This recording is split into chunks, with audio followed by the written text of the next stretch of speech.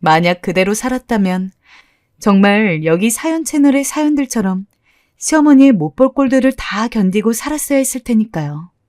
최악의 상황으로 가지 않은 것이 우선 다행이고 그런 선택을 한 제 자신을 아주 칭찬해주고 있습니다. 사실 사연을 쓰면서도 화가 부글부글 끓어올라 흥분해가면서 썼더니 글이 엉망이었는데요. 그래도 끝까지 들어주셔서 감사하고 감사해요.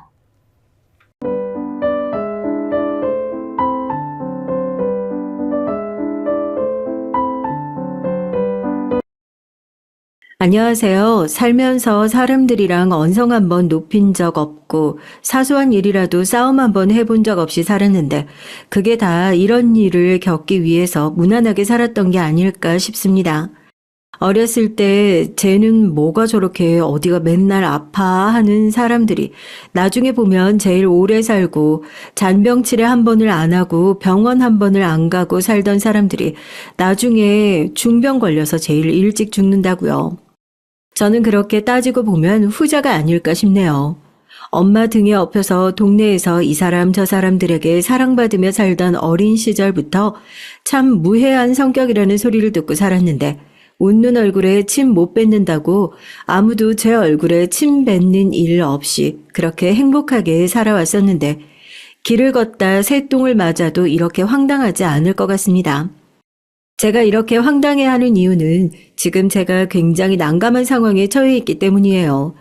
사실 이 얘기의 주인공이 되는 저와 남편 사이를 생각했을 때는 아무런 문제가 없을 것 같은데 저희를 둘러싸고 있는 시댁을 생각하면 당장이라도 이 관계를 끝내야 마땅하다는 판단이 서기 때문입니다. 더군다나 이 시댁을 꼭 쥐고 계시는 시어머니를 떠올리면 사연을 쓰는 지금도 골이 지끈거릴 정도니 제 머리통으로는 도저히 좋은 해답이 떠오르지 않아서 톡톡 사연 분들과 머리를 맞대려고 사연을 들고 왔어요. 남자에 미쳐서 이런 시댁에서 탈출하지 않고 버티고 앉았냐고 무조건 손가락질 하지 마시고 진지하게 제 얘기를 한번 들어봐 주셨으면 좋겠습니다. 가정이라는 게 그렇게 쉽게 버릴 수 있는 대상이 아니잖아요. 미친 시어머니 하나 때문에 저도 소중한 제 가정을 그렇게 쉽게 버리고 싶진 않습니다만 또 이런 말도 안 되는 상황을 이미 동네방네 다 들켜버린 마당에 어떻게 하는 게 좋을지 올바른 판단이 서지도 않습니다. 그럼 이제부터 어떻게 된 일인지 제 얘기를 한번 시작해 볼게요. 제가 순둥이라는 별명을 얻게 된 데는 사람들을 많이 만날 수밖에 없었던 자연스러운 어린 시절의 환경 탓도 있었던 것 같아요. 저는 어렸을 때부터 누가 내 어머니인가 누가 내 이모인가 구분이 되지 않을 정도로 많은 사람들 사이에 둘러싸여져 자랐습니다.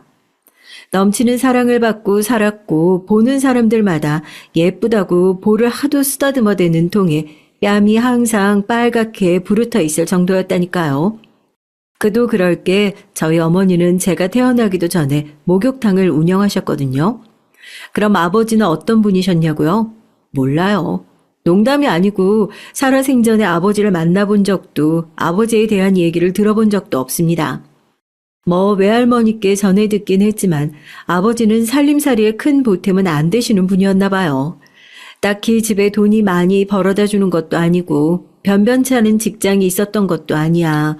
매사에 똑 부러지고 현명하신 어머니가 그런 아버지와 어쩌다 마음이 통해서 가정을 꾸리셨는지 모르겠지만 어머니의 입버릇처럼 남은 건 눈에 넣어도 안 아픈 내 새끼 하나라는 말처럼 아버지가 어머니에게 남긴 재산은 정말 저 하나, 딱 그거 하나뿐이었죠. 제대로 할 줄 아는 일은 없으면서 또 집안에 있는 돈은 어떻게 그렇게 잘 까먹는지 자식이 생긴 이후에도 술, 여자, 노름을 끊지 못하는 아버지를 보면서 이런 인간을 집안에 놔두는 것보다 내 자식을 차라리 애비 없는 애로 키우는 게 낫겠다 싶으셨대요.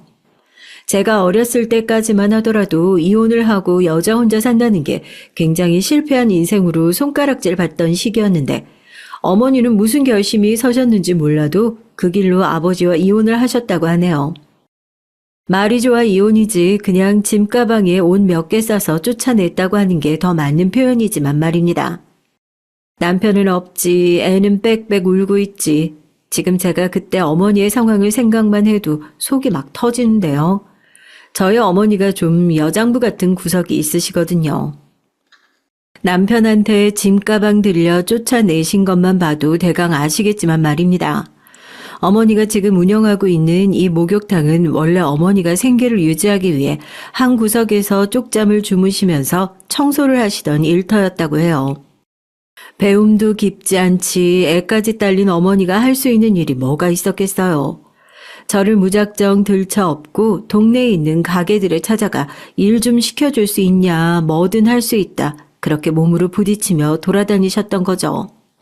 안쓰러운 건 둘째치고 아무리 마음씨 너그러운 사장님이라고 하더라도 툭하면 일을 하다 우는 아이를 달래러 들어가는 어머니를 언제까지 좋은 시선으로 바라볼 수 있는 사람이 몇이나 있었겠어요.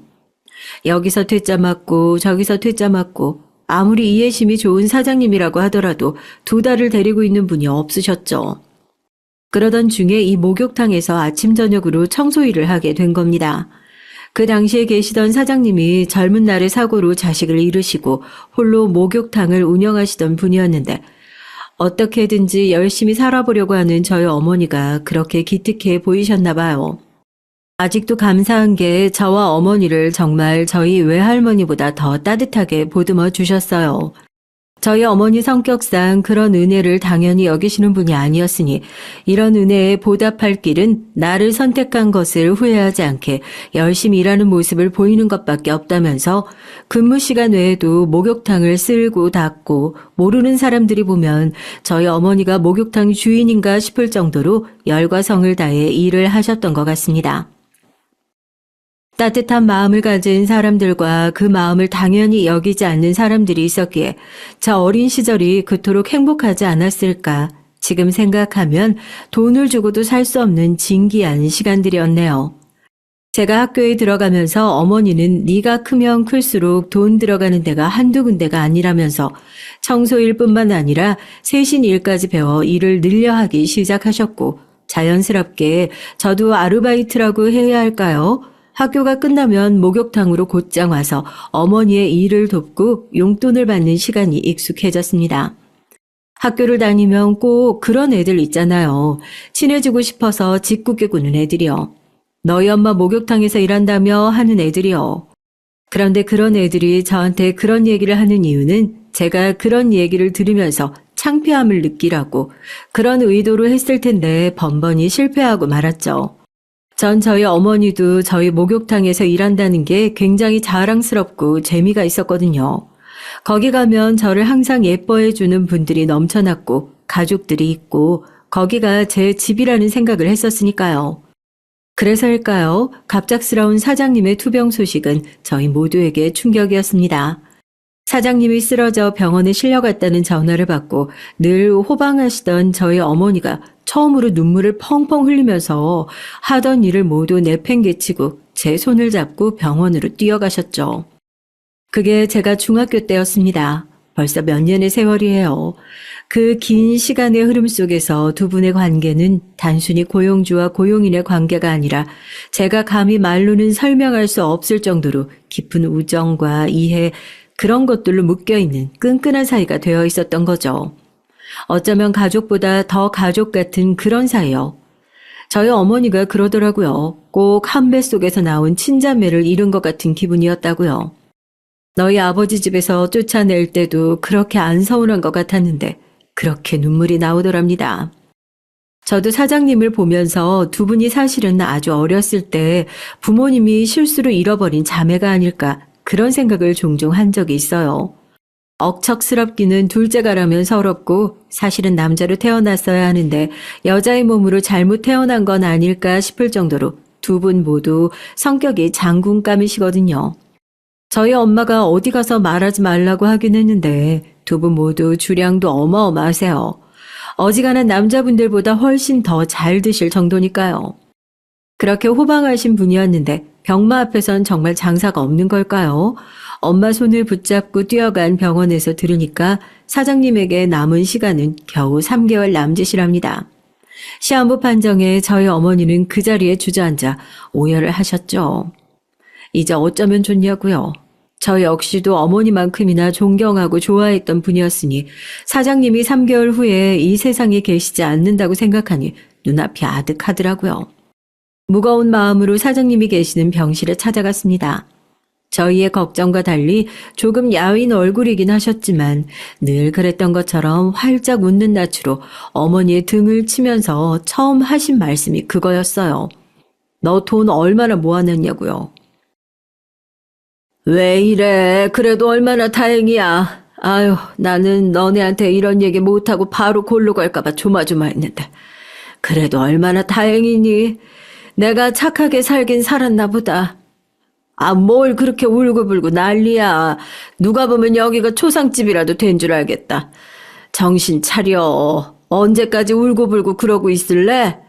나 없으면 이제 뭐 해먹고 살 거야? 여기처럼 괜찮은 일자리가 또 있을 줄 알아? 당장 먹고 살 걱정부터 해야지 사장 죽게 생겼다고 울고 짜고 할 시간이 어딨어? 아주 둘 다 먹고 살만한가 보다. 팔자가 좋다 다들, 눈이 새빨갛게 퉁퉁 부어있는 저희를 보고 사장님은 누가 보면 여기가 장례식장인 줄 알겠다면서 당장 3개월 후에 먹고 살 일자리 없어질 걱정을 해야지 내가 죽고 살 걱정이나 하고 있다면서 오히려 저희를 보고 팔자 좋다고 핀잔을 주는 게 아니겠어요. 그 모습을 보니까 참 평소에 사장님이랑 다를 바가 없구나 싶어서 어이가 없어서 웃음이 터지더라고요. 그리고 나서 이어지는 사장님의 얘기를 듣고 저랑 어머니는 한 번 더 놀랄 수밖에 없었어요. 이사한다고 모아둔 돈 있지? 내가 안 그래도 목욕탕 건물 내놓으려고 했는데 뭐 다 죽게 생긴 마당에 이제 와서 그거 이고치고 싸들고 저승 갈 것도 아니고 언제 부동산에 내놓고 복비도 받아봤자 부조금으로 받게 생긴 거 알잖아. 내가 사주팔자가 더러워서 육친이 약해서 부조금 받아봤자 나눠줄 부모 자식도 없어. 김 여사 성격상 고생했으니까 목욕탕 건물 공짜로 준다고 하면 차라리 양잿물 마시고 말겠다고 절대로 안 받을 거 아니까 하는 소리야. 내가 그 돈에 내 목욕탕 팔게. 김 여사가 인수해 그거. 단 나도 그냥 주는 거 아니고 조건 있어. 나 죽어도 목욕탕 일 열심히 하고 둘이서 그거 가지고 행복하게 살아. 그걸로 얘 시집도 보내고 너도 어디 가서 엄마 얼굴에 먹칠하는 일 만들지 말고 똑바로 살아. 그거 약속하고 주는 거야. 알겠어? 한평생을 열심히 일만 하고 살았던 어머니에게 그리고 그런 어머니에게 성실함이라는 귀중한 자산을 물려받은 저에게 가족이 되어주신 것도 모자라서 너무나도 큰 선물을 남겨주신 사장님이 지금 다시 생각해도 너무나 감사할 따름입니다. 앞으로 어떻게 살아가야 할지 막막하기만 했었던 저희 두 모녀에게 사장님의 제안은 거의 로또 1등 당첨이나 마찬가지 수준이었어요. 이렇게 귀한 것을 받아도 되나 머뭇거리고 있는 어머니에게 이럴 줄 알고 명의 이전 관련해서 이미 다 준비를 하고 있었다면서 사장님은 양도각서와 필요한 서류를 안내해 줄 사람의 연락처를 건넸습니다. 대체 언제부터 저희를 생각하고 준비를 하셨던 건지, 왜 이렇게 아픈 걸 저희한테 숨기고 계셨던 건지, 어머니도 저와 같은 생각이셨던 걸까요? 말없이 눈물만 뚝뚝 흘리시더라고요. 언니, 고마워. 정말 고마워. 내가 언니한테 무슨 말을 더 하겠어. 나 정말로 열심히 살아볼게. 언니 말대로 언니한테도 애한테도 부끄럽지 않은 인생 살아볼게. 고마워. 어머니는 그 목욕탕을 그렇게 인수받으셨고 사장님은 어머니가 목욕탕을 인수받기만을 기다리고 계셨던 건지 한 달도 되지 않아 세상을 떠나셨습니다. 부동산 계약서에 선명하게 박혀있는 어머니 이름. 저희 모녀는 믿기지 않는 그 종이를 들고 납골 땅에 가서 정말 고개를 깊이 숙여 사장님에게 감사의 인사를 했어요. 그때 인생에서 그 귀인을 만나지 않았더라면 저희 인생이 또 어떻게 바뀌었을까 싶기도 하고요. 어머니의 이름으로 새롭게 운영하는 목욕탕도 생각보다 잘 운영됐습니다. 오히려 예전에 사장님과 함께 운영하던 시절보다 더 붐볐던 것 같아요. 저도 고등학교에 진학하면서부터는 학업에 집중하면서 저 대신 진짜 아르바이트생을 고용해 일을 하셨고요. 늘 오시던 단골 손님들도 어머님과 사장님의 관계에 대해서 잘 아시니까 어머니가 이 건물과 가게를 그대로 인수받아 하시는 것이 뭔가 굉장히 애틋하게 느껴지셨나 봐요. 동네 주민분들 중에서는 다른 지역으로 이사를 가셔서도 30분 거리에 있는 이곳 목욕탕을 일부러 찾아오시는 분들이 있을 정도였으니까요. 사장님은 대체 무슨 성견지명이 있으셨던 건지 그때 4050 세대의 전유물이었던 목욕탕이 찜질방으로 그 영역을 확장하면서 젊은 사람들이 데이트 코스로 찾을 정도로 장사가 한참 잘 되던 시기가 있었어요. 왜 찜질방을 가면 양머리라고 수건 양쪽으로 돌돌 말아가지고 죄다 머리에 뒤집어 쓰고 있던 때 있었잖아요. 저희 목욕탕도 그때 시기를 잘 맞춰 옆 건물까지 확장을 하면서 겨우 동네 목욕탕 정도가 아니라 찜질방 체인까지 할 정도로 그 규모가 굉장히 커졌어요. 규모가 아무리 커져도 저희 어머니는 항상 제일 처음 장사를 시작하셨던 사장님에게 인수받았던 목욕탕의 프론트 자리를 지키셨고 단골 손님들의 세신을 직접 해주셨어요. 장사가 잘 되니까 딸의 입장에서는 힘든 일은 좀 쉬셨으면 좋겠고 이제는 좀 무리하지 않았으면 좋겠다 하는 마음도 있었거든요.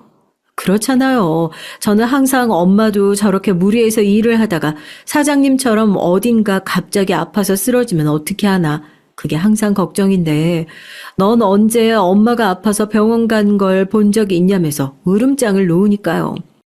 차라리 저처럼 잔병치레 많이 해서 병원이라도 자주 가면 검진이라도 자주 받으니 어디 아파도 빨리 발견하니 그만인데 엄마처럼 정말 잘 아프지도 않은 사람이 어디 한번 크게 아플까봐 저는 항상 그게 걱정이었거든요. 딸의 그런 걱정이 무색하게 정말 저희 어머니는 아주 건강하게 묵묵하게 본인의 자리를 지켜주셨고 그런 어머니의 든든한 그늘 아래서 저도 제 역할을 묵묵히 해나갔습니다.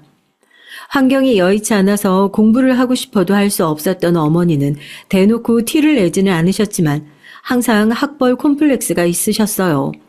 저는 그런 어머니가 늦게라도 검정고시를 보고 대학을 가셨으면 했지만 공부에는 다 때가 있는 법이라고 하잖아요. 늦게 공부를 시작하시려고 하니까 그것도 원하시는 것만큼 쉽게 되지 않으시는 것 같더라고요. 내가 머리만 조금 더 좋았더라도 너네 아버지 같은 사람이 좋다고 달라붙었겠니? 내가 아무리 니네 아버지를 무식한 사람이라고 욕해도 결국 나도 똑같은 사람이니까 그런 사람 만난 거다. 사람 원래 그런 거야. 끼리끼리 만난다고. 그런 말이 왜 있겠어. 그러니까 실패한 사람끼리 뭉쳐 살고 싶지 않으려면 죽자 사자 공부해. 안 그러면 말짱 도루묵이야. 어머니는 본인의 결혼 실패 역시 배움이 짧았던 과거 탓을 하시는 것 같았어요. 아무리 생각해봐도 그게 직접적인 연관성이 있을까 싶긴 했지만 어머니가 그렇다면 그런 거죠. 그런 이유가 아니더라도 그 당시에 제가 자신 있었던 건 공부였고 다들 입시 전쟁통인 상황에서 공부를 열심히 해야 하는 이유는 차고 넘쳤으니까요. 저 역시도 어머니를 기쁘게 해주고 싶다는 마음은 같았고 그게 공부라면 열심히 해야 하지 않았겠어요.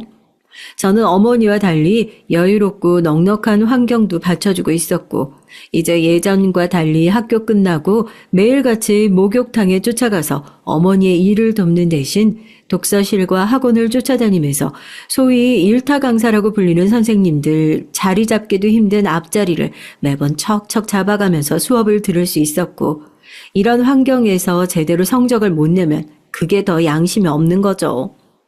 그렇게 저는 서울대 합격증을 어머니의 품에 안겨드리게 됐습니다. 어머니는 제 합격증이 나오자마자 또다시 그 합격증을 들고 가장 먼저 사장님의 납골당으로 향했어요. 이제는 자연스럽게 기쁜 일, 슬픈 일이 생기면 가장 먼저 떠올리게 되는 진정한 가족이 된 것 같은 느낌이었죠. 아마 사장님도 저희 엄마만큼이나 하늘에서 크게 기뻐하셨겠죠? 목욕탕 앞에 현수막을 걸려고 하시는 걸 얼마나 뜯어 말렸는지. 현수막만 안 걸었다 뿐이지 프론트에 서서 찾아오시는 손님마다 왜 맨날 여기서 내일 도와주던 우리 딸 기억하냐? 그 딸이 이번에 대학을 갔는데 무슨 대학에 갔는 줄 아냐? 서울대에 갔다. 모르겠다. 뭐 박사가 되려나 판검사가 되려나 하여튼 대한민국 이끄는 건 서울대 출신들이 다 하는 거 아니냐.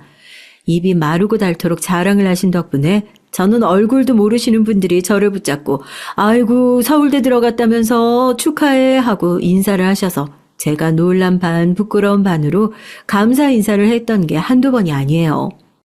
뭐가 됐든 어머니의 자랑이 된다는 건 참 기쁜 일이더라고요. 대학 합격뿐이게요. 어머니의 말씀대로 대한민국을 이끄는 많은 인재들을 배출하는 게 결국 서울대학교 아니겠어요. 왜 유명한 말도 있잖아요. 누군가 조국의 미래를 묶어둔 고개를 들어 조국을 보게 하라고요. 학교에 입학하고 나니 정말 전국에서 날고 긴다는 애들은 거기 다 모였더라고요. 저도 고등학교 때 전교 1등 한 번을 놓쳐본 적이 없었는데 서울대학교에 들어가니까 전국에서 죄다 전교 1등 하던 애들이 모여있는 곳이라 1등을 해봤다는 자랑은 어디 가서 명함도 못 내밀겠더라고요. 쟁쟁한 경쟁자들 사이에서 공부를 시작하면서 저는 어머니의 말이 맞다는 사실을 알게 됐습니다. 잘난 사람들 곁에는 잘난 사람들이 꼬이고 못난 사람들 곁에는 못난 사람들이 꼬인다는 말이에요. 분명히 1등끼리 경쟁을 시작하면 그 사이에서도 도태되는 사람이 있을 거고 꼴등도 있기 마련이고 할 건데 경쟁에서 엎치락뒤치락 하면서 제 인생은 한 단계 한 단계 더 위로 올라가는 느낌이었습니다. 졸업을 할 때쯤에는 그 노력의 결실로 가득 찬 이력서를 결과물로 받아들일 수 있었고 한 자산운용사에서 펀드 매니저로 합격하며 또 한 번 어머니에게 자랑스러운 딸 노릇을 톡톡히 하게 됐어요. 대학부터 회사까지 경쟁. 더군다나 펀드 매니저라는 직업은 멋지게만 보이는 겉모습과 달리 운용사와 고객 사이에 치이고 정신적인 스트레스에 고스란히 노출되어야만 하는 직업이었고 통장에 거액의 월급이 찍힐수록 제 몸과 정신은 조금씩 병들어가고 있었습니다. 투자 성공은 당연한 거지만 실패에 대한 책임이 고스란히 저에게 돌아오는 현실이 때로는 이해가 되지 않고 괴롭기만 하더라고요. 스트레스가 극에 달해 있던 상태였고 저는 그 당시 진지하게 퇴사를 고민하고 있었습니다. 힘들게 얻은 직장은 맞지만 그렇다고 제 인생과 맞바꿀 정도의 일자리가 맞을까 하는 고민들이 머릿속에 가득했죠. 그때 우연히 나간 동문회에서 만난 친구와의 대화를 통해 새로이 인연을 만나게 되고 수많은 고민을 하던 제 앞에 새로운 길이 나타나게 됐습니다. 너한테 소개시켜주고 싶은 사람이 있는데 한번 만나보는 게 어때? 난 지금 네가 이렇게 고민을 하는 게 너무 안 쉬고 앞만 보고 달려와서 그런 것 같아. 사람이 연애도 좀 하고 숨도 돌리고 그렇게 살아야 되는데 그렇잖아.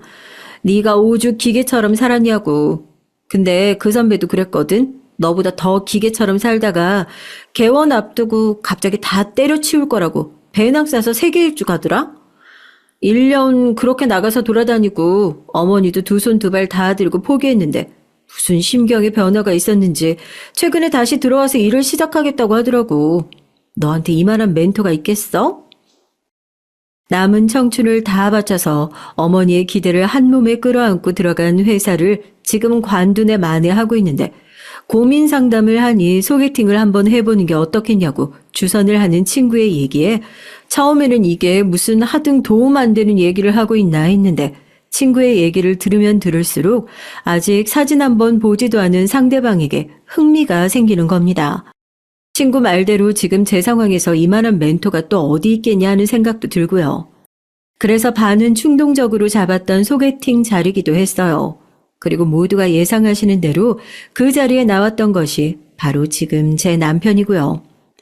서울대 나왔다고 하면 동문끼리 소개팅 주선이 굉장히 많이 들어와요. 그 중에서 서울대 의대 출신 의사들 소개팅도 몇 번 나가봤고요. 저도 어디 나가서 명함 못 내미는 직업은 아닌데도 의사들 콧대는 왜 그렇게 높은지요.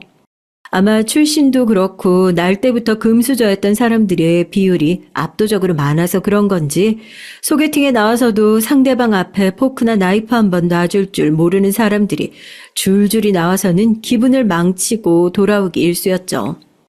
그러나 남편은 그렇지 않았어요. 사실 제가 스테이크를 그렇게 안 좋아해요. 이게 돈을 아무리 벌어도 스테이크 맛있는 걸 아직 잘 모르겠더라고요. 참 이상하죠. 옛날부터 먹고 살지 않아서 그런가 소고기 구워 먹는 건 그렇게 맛있는데 스테이크라고 해서 나오면 그때부터는 입맛이 영 없는 느낌이에요. 그런데 보통 소개팅 자리에서는 격식을 차린답시고 파스타며 스테이크며 입에 맞지도 않는 음식을 앉아서 깨작거리다 돌아오기 일쑤잖아요. 그런데 그날은 첫 만남부터 달랐습니다. 요 앞에 제가 잘 아는 불고기집이 있는데 냉면 좋아하세요? 제가 불고기에 냉면 대접할게요. 날도 더운데 시원하게 한 그릇 하시면서 얘기하시죠. 제가 남편을 정말 좋아하는 게 그런 소탈함 때문이거든요. 쨍쨍한 날씨에 가방에서 손 선풍기를 꺼내 무심하게 건네주고서는 제 예상과는 다르게 냉면집으로 향하더라고요. 처음으로 소개팅 자리에서 한 그릇을 다 비웠잖아요. 얘기를 하는데 정신이 없이 코를 박고 먹었다니까요. 겨우 정신을 차리고 이제서야 체면을 차리려고 하는데 헛기침을 하면서 얘기를 시작하는데 또 말이 그렇게 잘 통할 수가 없어요. 나이 차이는 6살이나 나는데 저랑 은근 비슷한 구석이 많더라고요. 어머니 아버지가 이혼하시고 홀어머니를 모시고 사는 것도 같고 번아웃이 와서 직장을 관두려고 했던 것도 맞대요.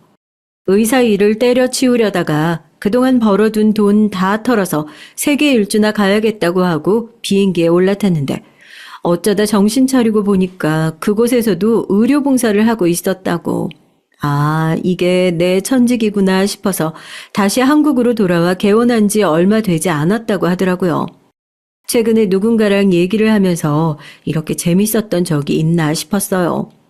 남편 역시 다른 여자들과 달리 거의 세수를 하다시피 코를 박고 냉면을 먹는 모습에 반해서 데이트 한 번 만에 그럼 저희 한번 만나볼까요? 하고 연애를 시작하게 됐고 두 사람 다 바쁜 일정 속에서도 3개월 동안 한 번도 빼먹지 않고 거의 매일같이 데이트를 했고 양가 허락도 받기 전에 다이아 반지를 사들고 와서 청혼을 한 남편 덕분에 정말 정석으로 프로포즈를 받고 양가 허락을 구하러 다니게 됐습니다.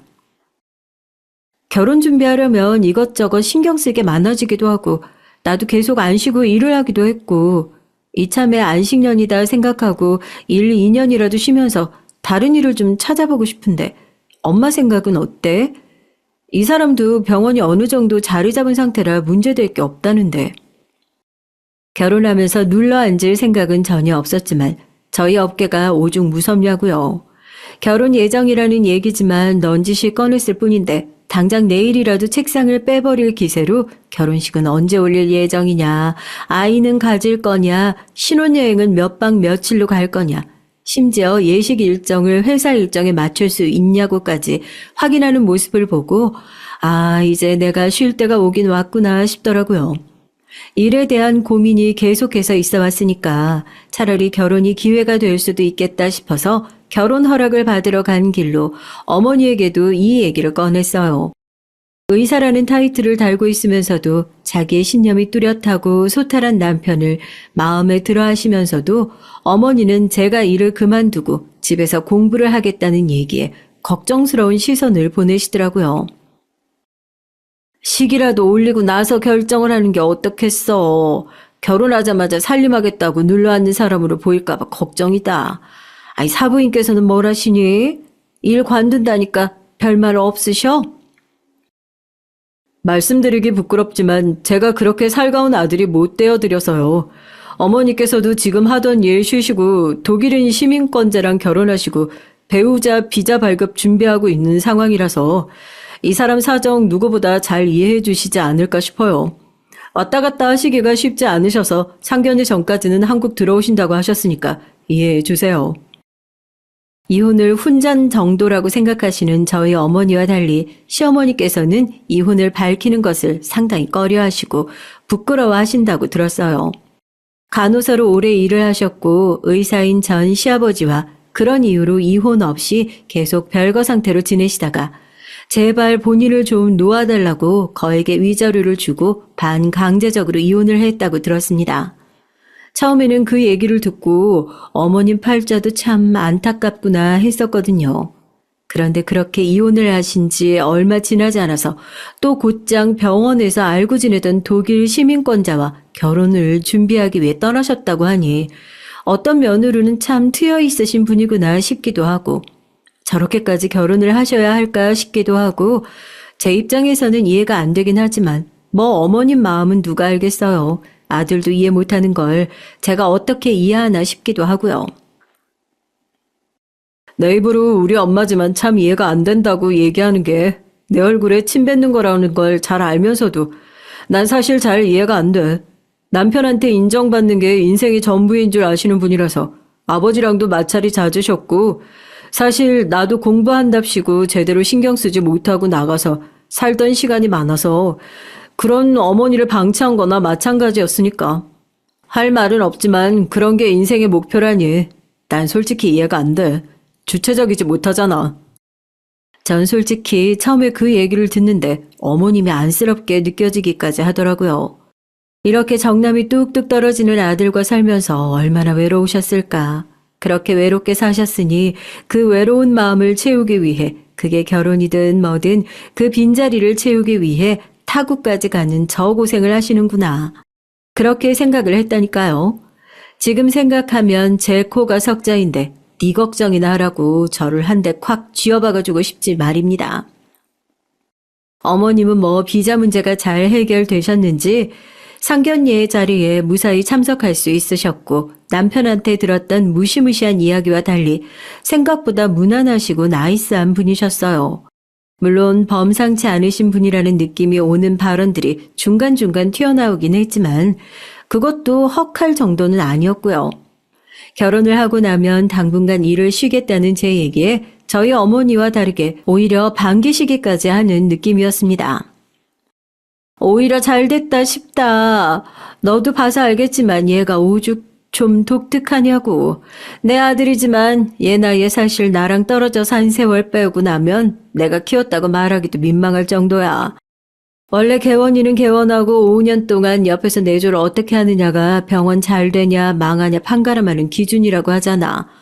너도 옆에서 다른 여자들이 어떻게 하는지 나가서 정보도 좀 알아보고 병원장 사모님끼리 커뮤니티도 중요하니까.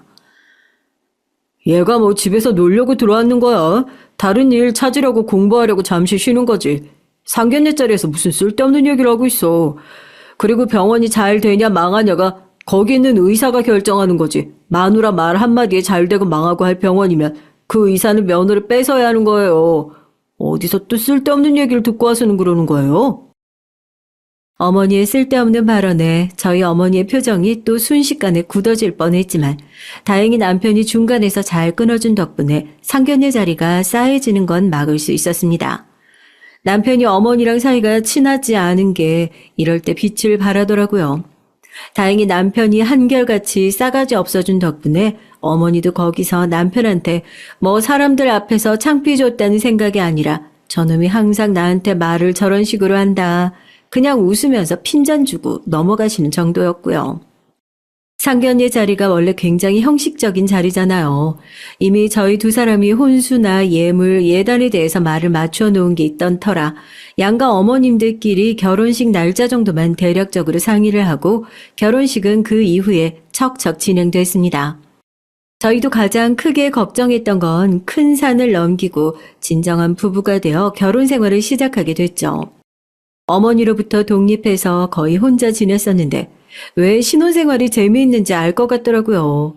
아무리 사소한 것이라도 둘이서 하면 왜 그렇게 재밌는지요. 병원이 한참 바쁠 때라서 낮 동안은 항상 혼자 있어야 하고 저녁 늦게 들어온 남편은 거의 녹초가 되어서 많은 시간을 함께 보내진 못했지만 그래도 혼자가 아닌 둘이라는 사실만으로도 행복한 나날들이었습니다. 그런 행복에 금이 가는 데는 오랜 시간이 걸리지 않았어요. 저희의 결혼이 성공으로 수렴하고 있을 동안 저희 시어머니의 결혼은 또다시 실패를 향해 달려가고 있었으니까요.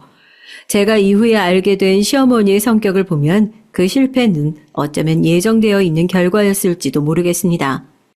엄청난 집착, 본인밖에 모르는 이기주의, 모든 세상이 나를 위해서 굴러가야 한다는 그 주인공병, 어느 날 새벽 저희 부부가 자고 있는데 협탁 위에 올려둔 남편의 핸드폰이 시끄럽게 울리기 시작했습니다. 어머님이었어요. 놀라서 전화를 받은 남편은 베란다에서 한숨을 푹푹 쉬었고 한동안 끊었던 담배를 다시 피우더라고요. 그 모습을 보면서 무언가 문제가 생겼다는 것을 직감했습니다. 아무래도 어머니가 또 이혼을 하신 것 같아. 지금 울면서 전화가 왔는데 가정폭력으로 소송을 당해서 이혼하고 그것 때문에 비자가 만료돼서 한국으로 돌아오고 있는 중이라고. 미안해. 왜 이렇게 됐는지 모르겠는데 이혼하고 난 이후에 나도 우리 어머니가 정상이 아니라는 생각이 들어. 한국에 들어오시고 나면 내가 시간 내서 꼭 병원 모시고 가서 상담이라도 받아볼게. 당신한테 피해가는 일 없도록 할 테니까 너무 걱정 말고. 한국에 집도 있고 이모님들도 계시니까 아마 그쪽이랑 왕래하면서 지내실 거야. 3년 후면 독일 시민권을 딸 수 있을 거라고 신이 나셨던 어머니. 상견례며 결혼식장에서 세상 고상하게 얘기를 하셨던 어머니의 모습은 온데간데 없고 가정폭력 때문에 이혼을 당하셨다는 얘기. 처음에 그 얘기는 남편에게 듣는데 정말 황당하더라고요. 남편 말로는 지난번 이혼 때문에 스트레스를 크게 겪고 우울증에 그러시는 거라는데 그게 어디 우울증 때문만이겠어요? 손버릇 나쁜 건 결국 습관이고 기질인 거죠. 얘기를 듣고 남편보다 더 심나는 표정으로 소파에 앉아있는 저를 보면서 남편은 제가 신경 쓸 만한 일은 없도록 하겠다고 호언장담을 했습니다. 하지만 어머님이 오시기도 전에 전 어쩌면 알고 있었나 봐요. 그런 장담은 아무리 해봤자 아무런 쓸모가 없다는 것을 말이죠. 어머님이 한국으로 들어오시자마자 짐을 풀고 가장 먼저 찾아오신 곳은 네, 맞아요. 저희 집이었습니다. 인사를 갔을 때 고상한 분은 어머님의 쌍둥이 동생이었나 싶더라고요.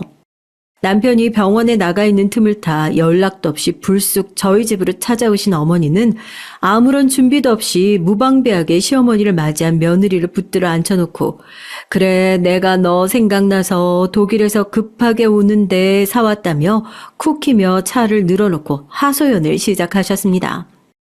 얘기를 듣는데 정신이 아득해지더라고요.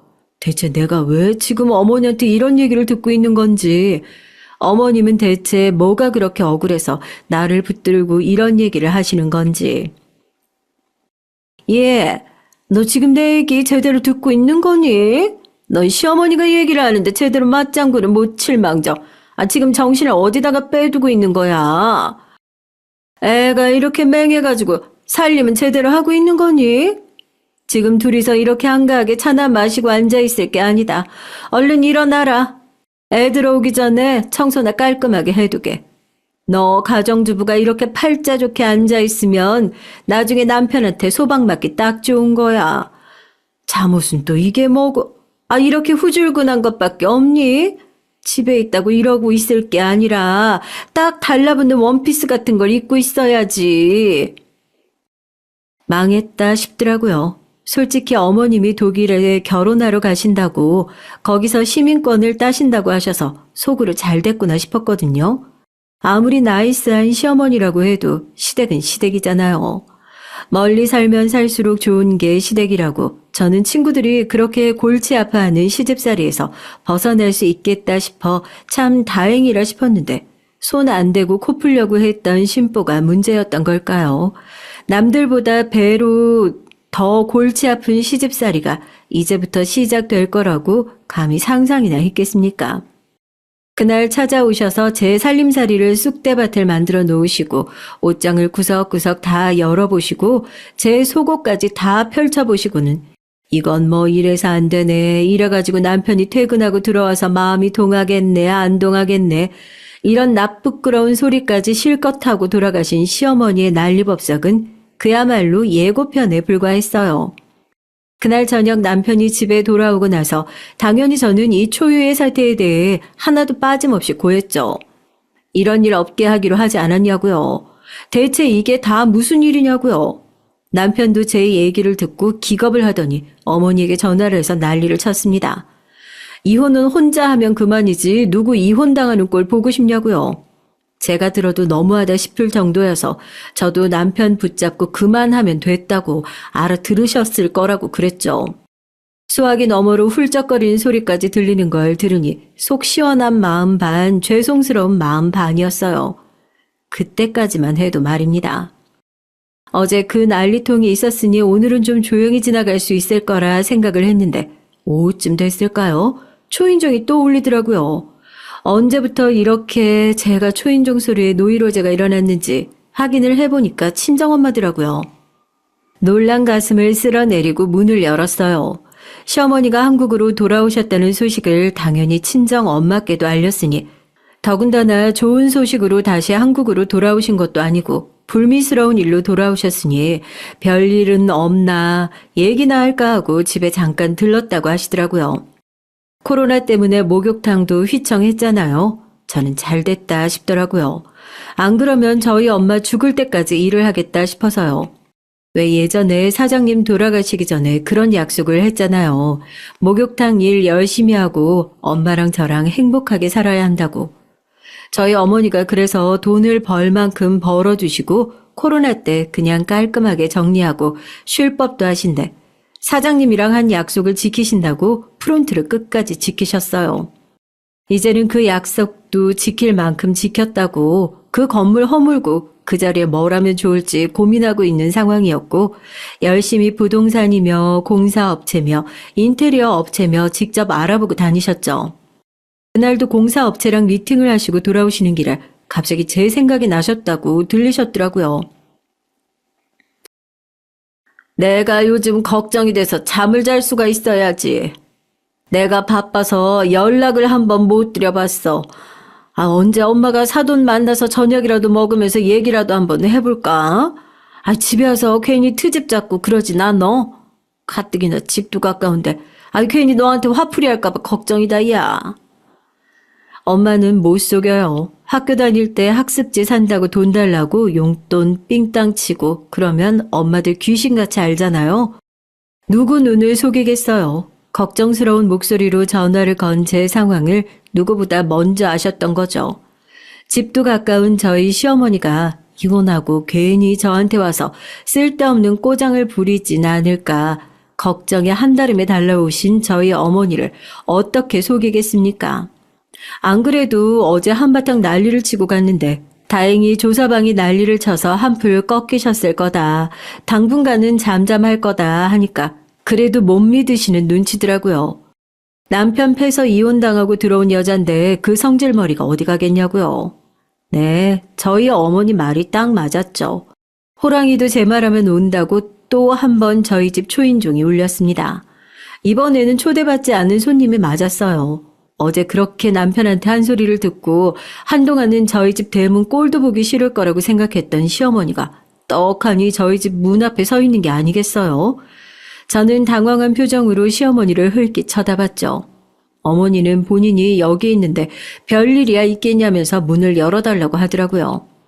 그 문이 왜 그렇게 무겁게 느껴지는지 정말 열어주고 싶지 않았지만 억지로 문을 열어주니 미안하다는 얘기도 없이 말 없이 저를 노려보시던 시어머니가 제 어깨를 거의 치다시피 하며 저를 밀고 집으로 들어오셨습니다. 그 모습에 저희 어머니도 적잖이 당황하셨고요. 사부인, 한국 들어오셨다는 소식 들었는데 여기서 뵐 줄은 몰랐네요. 제가 미리 연락을 드리고 찾아뵀어야 하는데. 앉으세요. 차라도 한잔하시죠. 제가 뭐 여기 앉아서 차나 마시자고 온 줄 알아요? 넌 네 남편 일하러 나가면 허구한 날 이렇게 니네 엄마 불러서 노닥거리고 있었던 모양이구나. 그러니까 집안 살림이 이 모양 이 꼴이었지. 불쌍한 내 아들, 지가 벌어다 준 돈, 지 마누라랑 지 장모가 펑펑 쓰는 줄도 모르고. 당연히 어제 있었던 일을 사과하러 왔을 거라 생각했는데 표독스러운 얼굴로 집에 들어오자마자 저희 어머니에게 인사도 없이 쏘아붙이는 모습을 보니까 확실히 이 꽉 깨물고 싸우러 왔구나 싶더라고요. 그런 시어머니의 태도에 저희 어머니도 적잖이 당황하셨지만 어제 일이라면 저도 남편에게 무작정 고자질을 한 느낌이 없잖아 있었고 어머님 입장에서는 지금 이 상황이 오해하실 수도 있겠다 싶어 나름대로 화를 풀기 위해 정중하게 사과를 드렸습니다. 어머님 어제 일 때문이라면 저도 죄송해요.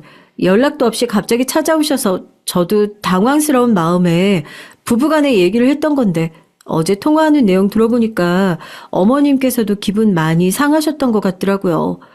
저희 어머니는 이 근처에 일이 있으셔서 잠깐 들리러 오신 거예요. 기분 상하신 것도 알고 오해하실 만한 상황인 것도 아는데 노여움 푸셨으면 좋겠어요. 하지만 저희 어머니의 선견 지명이 맞더라고요. 남편 패서 이혼당하고 돌아온 성질머리가 어디 가겠냐고요. 들은 척도 하지 않고 콧방귀를 낀 어머니는 오히려 제 사과에 기세등등해져서 언성을 높였습니다. 친정 어머니가 앞에 계신다는 것도 잊으신 것 같더라고요. 부부간에 얘기를 했던 게, 너 지금 나 남편 없다고 무시하니? 내가 지금 그 얘기하는 게 아니잖아. 네가 맨날 이렇게 니네 엄마 불러서 노닥거리느라 내 아들 안 챙긴다고 얘기하는 게 그게 그렇게 안 있고와? 어디서 따박따박 말대답이야. 너희 엄마가 그렇게 가르쳤니? 애미라고 겨우 남 등이나 밀어주고 벌어먹고 사는 주제에 죽고 싶어? 결국 분을 이기지 못한 시어머니가 제 뺨을 올려붙였고 그 모습을 본 저희 어머니가 외마디 비명을 지르셨습니다. 저도 기가 막혀서 얼굴을 붙잡고 있는데 지금 뭐 하시는 거냐 소리를 지르려 했지만 저보다 저희 어머니가 더 빠르시더라고요. 제가 말릴 새도 없이 저희 어머니는 손을 번쩍 들어 저희 시어머니의 뺨을 연거푸 내리치셨습니다. 얼마나 세게 내리치셨는지 시어머니가 바닥에 털썩 주저앉으셨죠. 놀라서 눈을 동그랗게 뜨고 저희 어머니를 올려다보시는 시어머니가 지금 이게 뭐 하는 거냐면서 소리를 지르셨어요. 왜? 때리는 손은 안 아픈데 맞은 뺨은 아프냐? 어디 감히 내 귀한 딸 뺨에 그 더러운 손을 올려? 가정교육? 그래, 내가 가정교육 어떻게 시켰는지 오늘 제대로 보여줄 테니까 너 다시 일어나 봐라. 너 니네 남편 패서 이혼했다며? 너만 사람 팰 줄 알아? 나도 사람 팰 줄 알아. 내가 너보다 돈이 많아도 몇 배는 많으니까 네 뺨 치고 합의금 실컷 물어주면 될 거 아니야. 일어나 봐. 왜 그렇게 맞고 있어? 겨우 그거 맞고 무서워서 그렇게 벌벌 떨어? 저는 잔뜩 화가 난 어머니를 겨우 뜯어말리고 시어머니는 정말 웃기고 가짠치만 저희 어머니에게 겨우 뺨 2대 맞고 바닥에 주저앉아 벌벌 떨고 있더라고요. 저희 어머니도 그 모습이 정말 우스워 보이셨나 봅니다. 내가 너 보고 결혼시킨 줄 알아? 처음 볼 때부터 너는 아주 꼴 보기 싫었는데 그나마 네 아들 그거 하나 보고 결혼시켰던 거야. 뭐? 남 등이나 밀어주고 벌어먹고 살고 있는 주제에? 내가 남 등이나 밀어주고 벌어먹고 살고 있는데 너 그거 아니? 그 목욕탕이 내 거고 그 옆에 찜질방이 내 거고 내가 그 목욕탕을 밀고 네 아들 병원 지어주고 있어 지금. 그거 알아보러 돌아다니고 있었다는 건 알고 있어? 이런 애미 밑에서 아무리 그 아들이 바르게 커봤자 얼마나 바르게 컸겠니? 너도 정신 차려. 아무런 쓸모없는 짓 하지 말고 당장 이혼해. 돈이 무섭긴 무섭나 봅니다. 그제서야 시어머니도 저희 어머니 앞에 무릎을 꿇고 몰라봬서 죄송하다고 자기가 뺨이라도 몇 대 더 맞겠다고 아까 맞은 뺨의 반대쪽을 내밀면서 몇 대라도 더 때리시라고 그렇게 읍소를 하더라고요. 저희 어머니는 이런 말도 안 되는 시댁이랑 당장 갈라서라고 으름장을 놓으셨고 저는 그런 시어머니를 집 밖으로 질질 끌어내 내쫓았습니다. 소식을 들은 남편이 한달음에 쫓아와서 저희 어머니에게 울면서 무릎을 꿇고 빌고 한바탕 난리도 아니었어요.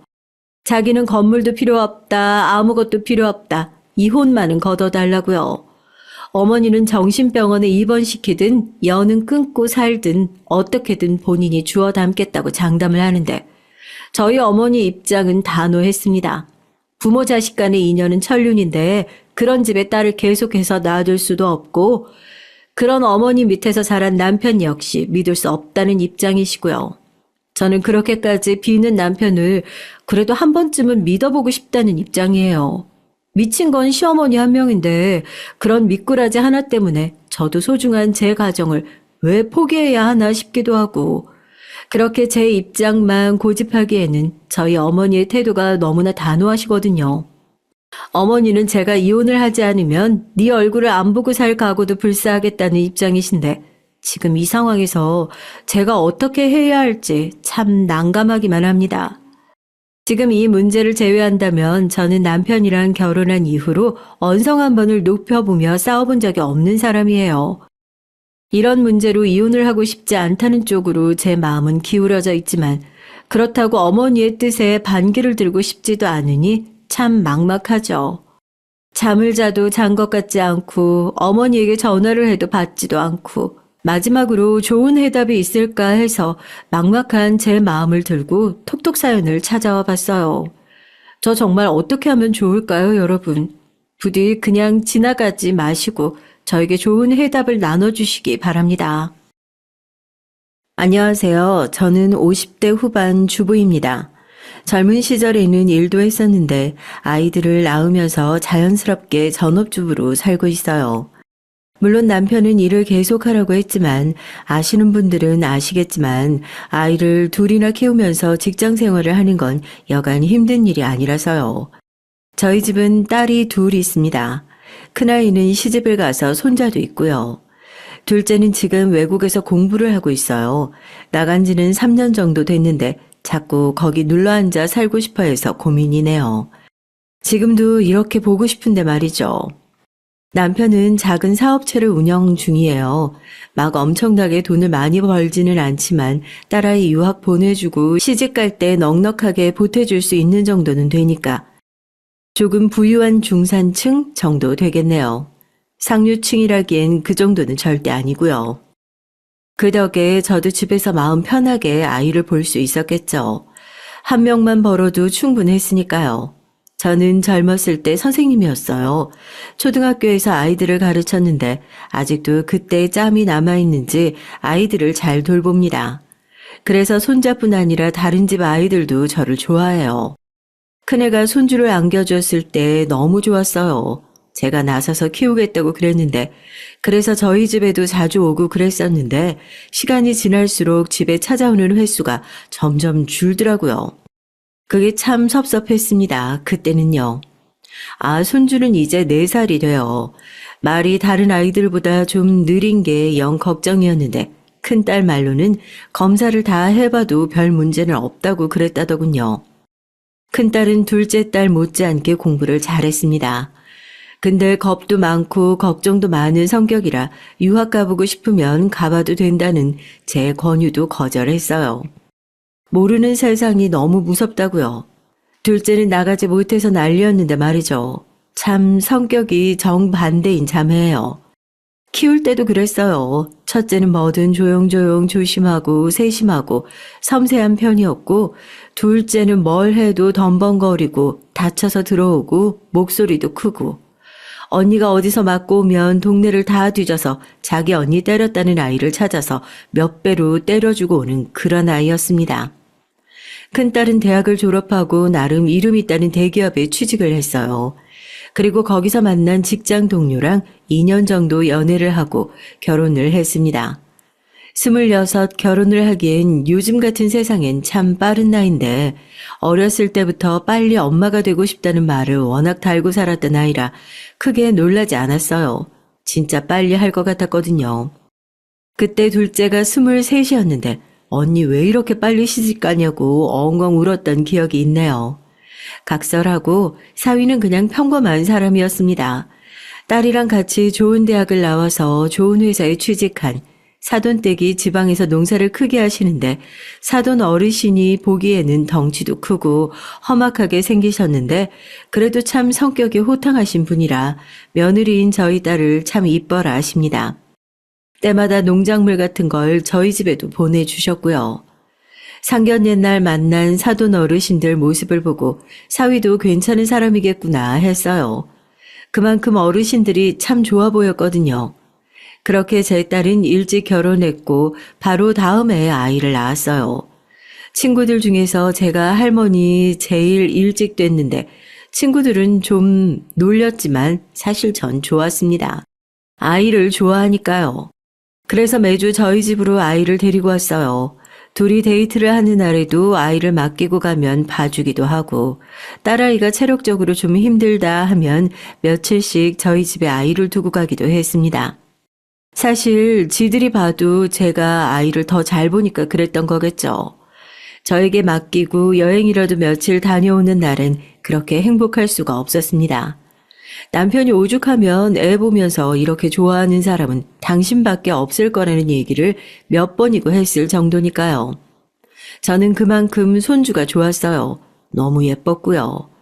근데 아이가 어느 정도 크고 사위가 회사 일이 바빠지면서 저희 집에 오는 날이 점점 줄어들기 시작했어요. 그래서 아이를 보려면 제가 먼저 보고 싶다 연락을 하거나 연락을 해도 오지 않으면 제가 아이를 보러 간 적도 있습니다. 그렇다고 둘째에게 말했더니 둘째가 그러더군요. 엄마, 그거 되게 눈치 없는 걸 수도 있어. 뭐가? 내가 왜 눈치가 없어? 형부가 싫어할 수도 있단 말이야. 한 번도 생각을 해본 적 없는데 둘째의 말을 듣고 친구들에게 말을 해보니까 친구들도 다들 저보고 눈치가 없다더군요. 시어머니가 그런 식으로 찾아오면 너 좋아하면서요. 생각해보니까 저야 뭐 애 보고 싶다고 가는 거지만 사위 입장에서는 집에 어른이 있으면 불편하긴 할 것 같더라고요. 그래서 그 얘기를 들은 이후로는 찾아가지 않았습니다. 저는 아이가 보고 싶다는 이유이긴 하지만 사위 입장에서는 그래도 장모님인데 제가 아무리 편하게 해준다 한들 신경이 안 쓰일 수가 없겠다 싶었거든요. 아이가 보고 싶어도 정말 꾹 참았어요. 며칠에 한 번 딸아이가 해주는 영상통화로 보고 싶은 마음을 달래가며 견뎠습니다. 그러던 어느 날이었어요. 사위에게 전화가 왔습니다. 어머님, 이번 주 주말에 시간이 있으세요? 왜? 무슨 일인가? 주말에 저희 집에 와서 하율이 좀 봐주세요. 집사람이 몸이 안 좋은데 제가 주말에 출장 일정이 잡혀서요. 정말 너무 반가운 부탁이었죠. 물론 딸아이가 걱정되긴 했지만 잔병 치레가 많은 아이이긴 했지만 며칠씩 알아 누울 정도로 몸이 안 좋았던 적은 없었거든요. 그래서 사위와 전화를 끊은 뒤 곧장 딸아이에게 전화를 했죠. 엄마. 딸아이 목소리가 좋지 않더라고요. 그래서 덜컥 걱정이 됐습니다. 너 많이 아파? 이서방이 너 아프다고 하율이 봐달라고 그러던데. 아니, 그 정도는 아닌데. 그 사람은 왜 그런 부탁을 했대? 엄마 힘들게. 엄마야 힘들 게 뭐가 있어. 엄마 하율이 보는 거 좋아하는 거 너도 잘 알잖아. 근데 네가 아프다니까 마냥 반가워할 수만은 없네. 아니, 그 정도 아니야. 내가 볼 수 있는데 참 엄마 안 와도 돼요. 아니, 가. 하율이도 하율이지만 너 목소리 들으니까 네 얼굴도 한번 봐야겠다. 딸아이 목소리를 들으니까 딸아이 얼굴도 봐야 마음이 놓이겠더라고요. 물론 딸아이가 걱정되긴 했지만 하율이를 볼 생각에 반가운 마음도 들었습니다. 그래서 제가 어딘가 기분이 좋아 보였나 봐요. 남편이 묻더라고요. 뭐 좋은 일 있어? 주말에 나 아영이 집에서 자고 와요. 하율이 봐달래. 아이고, 그게 그렇게 좋아? 아영이 몸이 안 좋다는데 좋아하면 그렇긴 한데, 그래도 하율이 보는 건 너무 반갑네. 너무 오랜만이라. 아영이한테 혹여 그런 말 하지 마. 애 서운해한다. 내가 미쳤어요? 그런 말을 왜 해? 남편이 정말 못 말리겠다며 고개를 젓더군요. 그렇게 주말만을 기다렸어요. 그리고 대망의 주말 아침에 눈 뜨자마자 그동안 하율이를 생각하며 하나 둘 사둔 장난감과 옷들을 챙겨서 집을 나섰습니다. 빨리 오셨네요. 사위가 웃으며 나오더군요. 딸아이는 왜 나오지 않나 싶어 뒤를 보니 사위가 말을 했어요. 집사람 몸이 너무 안 좋아서 누워있어요. 많이 안 좋나? 그럼 병원에 가야 하는 거 아니야? 안 그래도 가서 링거 맞고 왔어요. 주말 지나고도 안 좋으면 다시 가보려고요. 하율아, 할머니 오셨다. 그 말에 저 멀리서 방문이 열리고 하율이가 다다다다 달려오더군요. 잘 나오지 않는 말로 제게 말을 걸었어요. 할머니, 할머니! 하면서 말이에요. 그 모습이 너무 예뻐서 번쩍 들어안아 뽀뽀를 했습니다. 사위가 그 모습을 보고 있더니 꾸벅 고개를 숙이더라고요. 감사하고 죄송해요. 전 지금 나가봐야 해서 가볼게요. 나 하율이 보는 거 좋아하는 거 알지 않나? 안 죄송해도 돼. 그래도요. 애 보는 게 보통 일이 아닌데. 괜찮다니까. 그러네. 아유, 얼른 나가봐. 가봐야 한다며. 아, 네. 늦었네요. 잘 부탁드립니다. 그리고 나가는 사위를 향해 인사를 했죠. 하율아, 아빠한테 잘 다녀오세요 해야지. 그 말에 하율이는 제 어깨에 얼굴을 묻더라고요. 아빠가 가는 게 싫은가 보다 했습니다. 제 어깨를 꽉 잡은 하율이의 작은 손도 별 생각 없이 그저 반갑게만 생각했어요. 아빠 가지 말라고 이러나 보네. 얼른 가봐. 예. 사위가 나가고 하율이를 안고 큰애가 잠들어 있다는 방을 조심스럽게 들어가 누워있는 아이의 뒷모습을 봤어요. 아이는 이불을 꽁꽁 둘러싸매고 자고 있더라고요. 가서 어디가 아픈지 물어보고 싶었지만 왠지 아픈 아이 자는 거 깨우는 게 더 좋지 않을 것 같아서 그냥 푹 자게 두었습니다. 아유, 엄마가 많이 아픈가 보다. 나가자, 하율아. 그렇게 잠든 아이의 뒤통수만 보고 나와서 하율이와 놀았어요. 오랜만에 봐서 낯을 가리면 어떠나 날 알아보지 못하면 또 어쩌나 싶었는데 다행히 그렇진 않더라고요. 한참을 저와 놀던 하율이가 지쳤는지 잠든 후 시간을 확인했더니 4시가 넘었더라고요. 시간이 이렇게나 많이 흘렀는 줄 몰랐는데 아직 방 안에서 아무 기척도 없는 딸아이가 걱정이 많이 됐습니다. 얼마나 아프면 아침도 점심도 먹지 않고 저렇게 죽은 듯이 누워서 잠만 자나 싶었죠. 딸아이가 잠들어 있는 방으로 조심스럽게 가서 아이를 살짝 흔들었습니다. 살짝 흔들었는데도 아이는 아픈지 신음소리를 내더라고요. 순간 더 자게 내버려 둬야 하나 싶었지만 하루 종일 아무것도 먹지 않으면 다음날 더 고생할 것 같아서 그냥 깨우기로 했어요. 아유, 아파도 밥은 먹고 자야지. 괜찮아. 일어났어? 방금 깼어. 나 배 안 고파. 괜찮아, 진짜로. 아유, 그래도 뭘 좀 먹어야 낫지. 나와서 먹어. 엄마가 금방 뭐 좀 해줄 테니까. 정말 많이 아픈지 얼굴도 목소리도 기력이 하나도 없어 보이더라고요. 뭐라도 먹여야겠다 싶어서 얼른 나와서 뭐가 있는지 확인 후 있는 재료들로 죽을 만들었습니다. 감기나 몸살이 오면 목부터 붓는 아이라 넘기는 게 힘들 것 같아서요. 아영아, 나와서 죽 먹고 약 먹고 다시 자, 응? 나 진짜 괜찮아. 아, 엄마가 안 괜찮아. 얼른 나와. 알겠어? 그렇게 단호하게 말하고는 밖으로 나갔습니다. 뭘 하는지 큰딸은 한참 동안 방 안에서 나오질 않았어요. 그래서 다시 뭘 하나 들어가려고 방으로 발걸음을 옮기는 순간 딸아이가 나왔습니다. 긴 팔에 가디건, 온 몸을 꽁꽁 싸매고선 말이죠. 그 모습에 마음이 아팠어요. 저렇게 많이 아픈데 손잡아 온다는 생각에 들떠서 신경 못 써준 것 같아서 말이죠. 미안한 마음에 인상을 쓰고 물었습니다. 아, 많이 추워? 좀 춥네. 여름이 다 되어가는 날씨였어요. 그러고 보니 방 안에서도 두꺼운 겨울 이불을 덮고 있었던 것 같아서 정말 많이 아픈가 보다 했습니다. 그제야 딸아이를 자세히 살펴보니 온몸에 힘도 없는 것 같고 평소에 그 반짝이던 피부도 푸석푸석 하더라고요. 여태 잤으면 1시간도 못 잔 사람처럼요. 눈도 퉁퉁 부어있고 죽도 먹는 둥 마는 둥. 아픈 모습을 꽤 봤다고 생각했지만 이 정도로 컨디션도 기분도 가라앉은 모습은 처음 보는 것 같아서 그냥 두면 안 될 것 같다는 생각이 들었습니다. 그래서 당장이라도 병원에 같이 가자는 생각으로 말했어요. 아유, 지금이라도 다시 병원 갈래? 아니. 놀랐어요. 갑자기 크게 소리를 질러서요. 제가 놀라서 눈을 크게 뜨고 바라보자 딸이 당황한 듯 손사래를 치며 말했습니다. 자기도 그렇게 큰 소리가 나온 걸 놀라는 눈치였어요.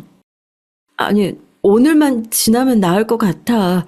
진짜 괜찮아. 병원 갔다 왔어. 아니, 안 그래도 이 서방이 링거도 맞고 왔다더라. 그렇게 얘기하니 움찔하더라고요. 그 사람이 그래? 왜 아니야? 아니, 맞았어, 링거. 어딘가 찝찝함이 남는 대화였습니다. 딸은 마지막엔 죽을 마시듯 먹더니 얼른 다시 방으로 들어가더라고요. 누워있고 싶어서 엄마, 하율이 좀 잘 봐줘. 미안. 그러고 들어가서 또 나오질 않았어요. 할머니! 하율이가 어느새 잠에서 깼는지 설거지를 하는데 제 다리를 잡더라고요. 물 묻은 손을 털어내고 얼른 아이를 안아 들었습니다.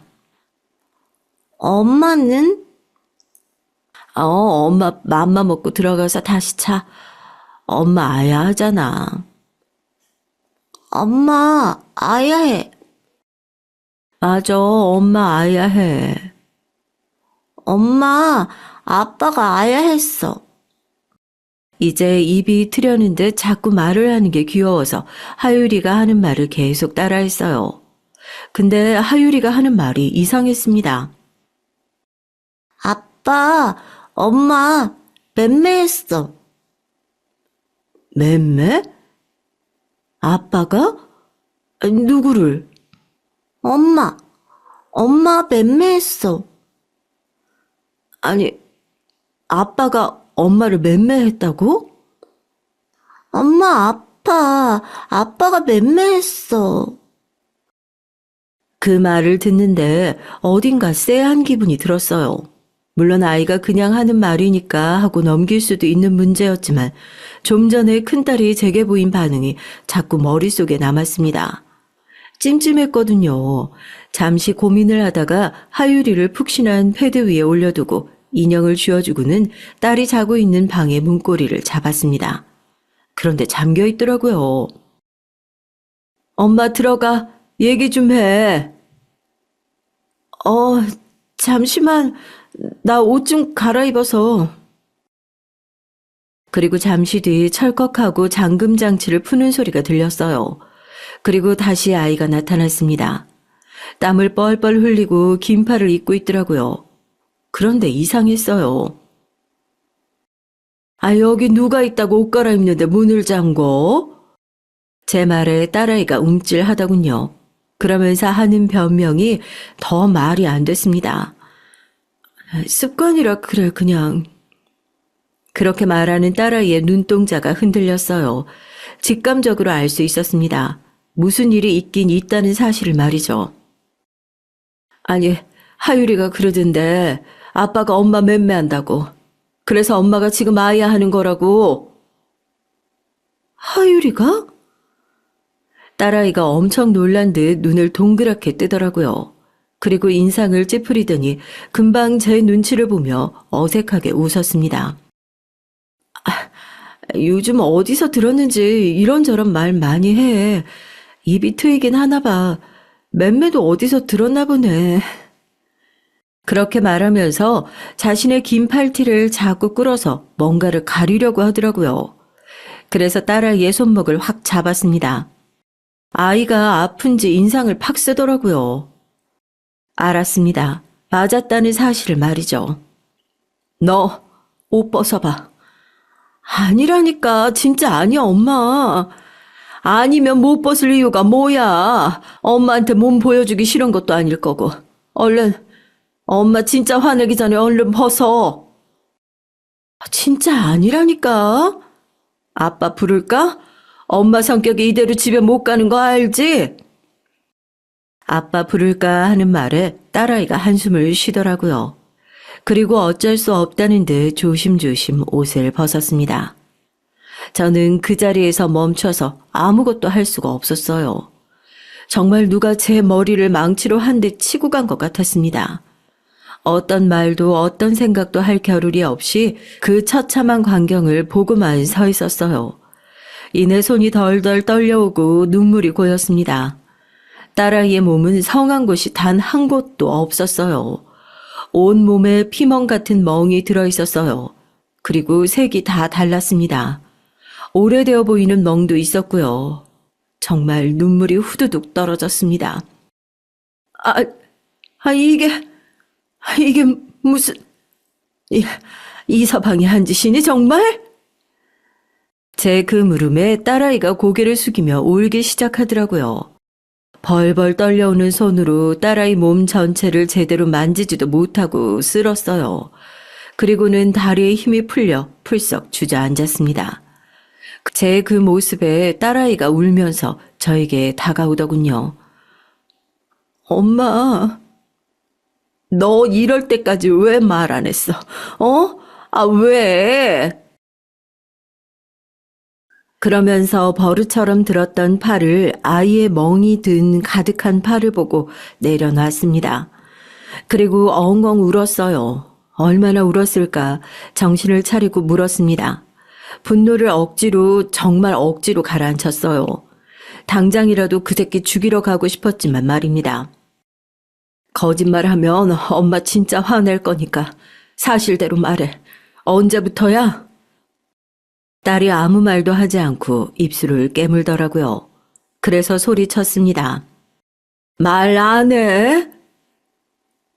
하율이 낳고 나서 처음에 이 정도는 아니었는데 점점 심해졌어. 왜 말을 안 했어?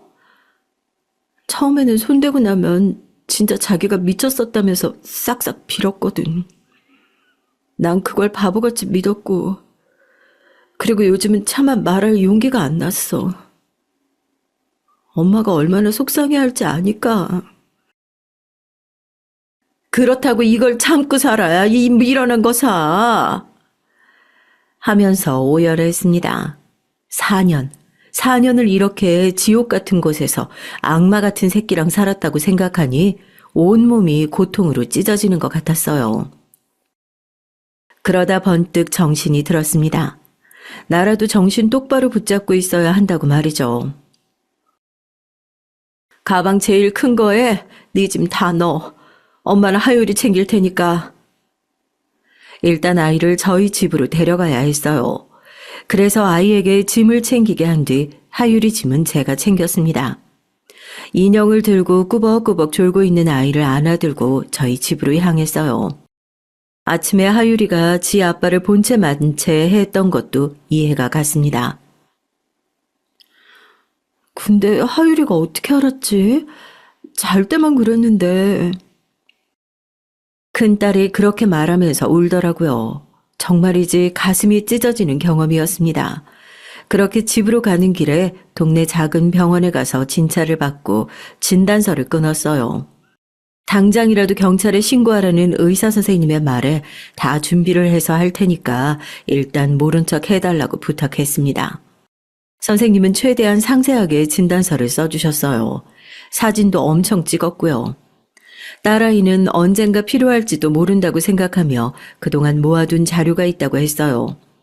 하지만 저에게는 보여줄 수 없다더군요. 일단 알겠다고 했습니다. 딸아이는 당분간 아빠에게 말하지 말자고 했지만 전 안 된다고 했습니다. 아빠도 아셔야 한다고. 언젠가 아실 일인데 나중에 아시면 더 화내실 거라고요.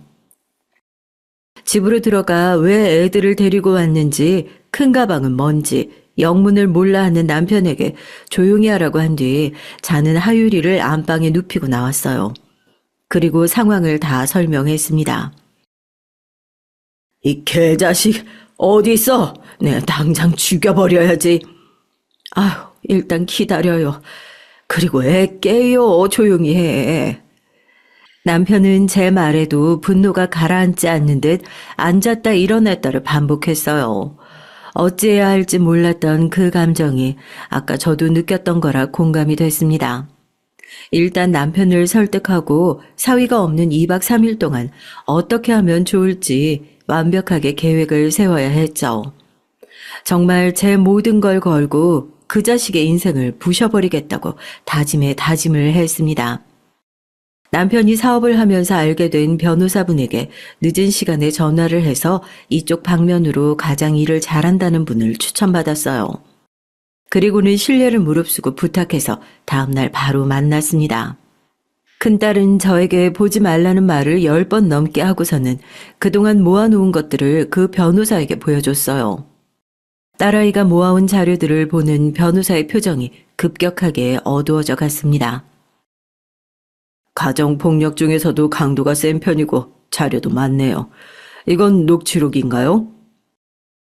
변호사가 박스 안에 있던 USB를 들어올리며 묻자 딸이 고개를 끄덕이더라고요. 승소하는 데는 문제가 없어 보이고요. 양육권도 물론 100% 가져올 수 있을 것 같고요. 이 정도면 접근 금지도 가능하고 이제 문제는 위자료를 얼마를 청구할지예요. 제가 며칠 자료를 좀 더 보고 판례 좀 뒤져본 뒤에 금액 최대치로 뽑아볼게요. 그렇게 상담을 마치고 돌아오는 길에 아이가 울더라고요. 어딘가 후련해 보이는 듯도 했습니다. 그런 아이의 어깨에 손을 살짝 올리고 같이 울었어요. 남편은 대충 상황 설명을 들었는지 집에서 기다리고 있다가 큰 딸을 보자마자 안아줬습니다. 그렇게 저희의 그 개자식을 향한 복수가 시작됐어요. 다음날 사위가 집으로 왔는데 애들이 없으니 딸아이에게 전화를 했어요. 딸아이가 전화를 받지 않자 저 그리고 남편에게까지 전화를 했습니다. 모두가 받지 않으니까 뭔가 대충 상황을 짐작한 듯 몇 시간 동안 잠잠했어요. 그리고는 딸아이의 휴대폰에 문자가 한 통 왔습니다. 내가 미안하다고 싹싹 빌었잖아. 이렇게 나갔어야 했어? 장모님이랑 장인어른한테는 절대 말 못한다더니 결국 다 한 거야? 나 화났어. 여보, 더 화내기 전에 하율이 데리고 들어와. 그 문자를 보자마자 분을 참지 못하고 사위에게 바로 전화를 걸었죠. 신호가 얼마간 가고 전화를 받더라고요. 장모님. 아영이 오늘부터 그 집에 안 들어가네. 그러니 찾지 말고 소송장 기다려. 그게 아니고. 아니긴 뭐가 아니야. 애 아빠가 칼 들고 찾아가겠다는 거 겨우 말렸으니까 우리 앞에 얼굴 들이밀 생각하지 말고 얌전히 소송장이나 기다려. 알겠어? 그리고 전화를 끊었어요. 그리고 한동안은 연락이 없었습니다. 그런데 딸아이에게 계속 연락을 한 모양이더라고요.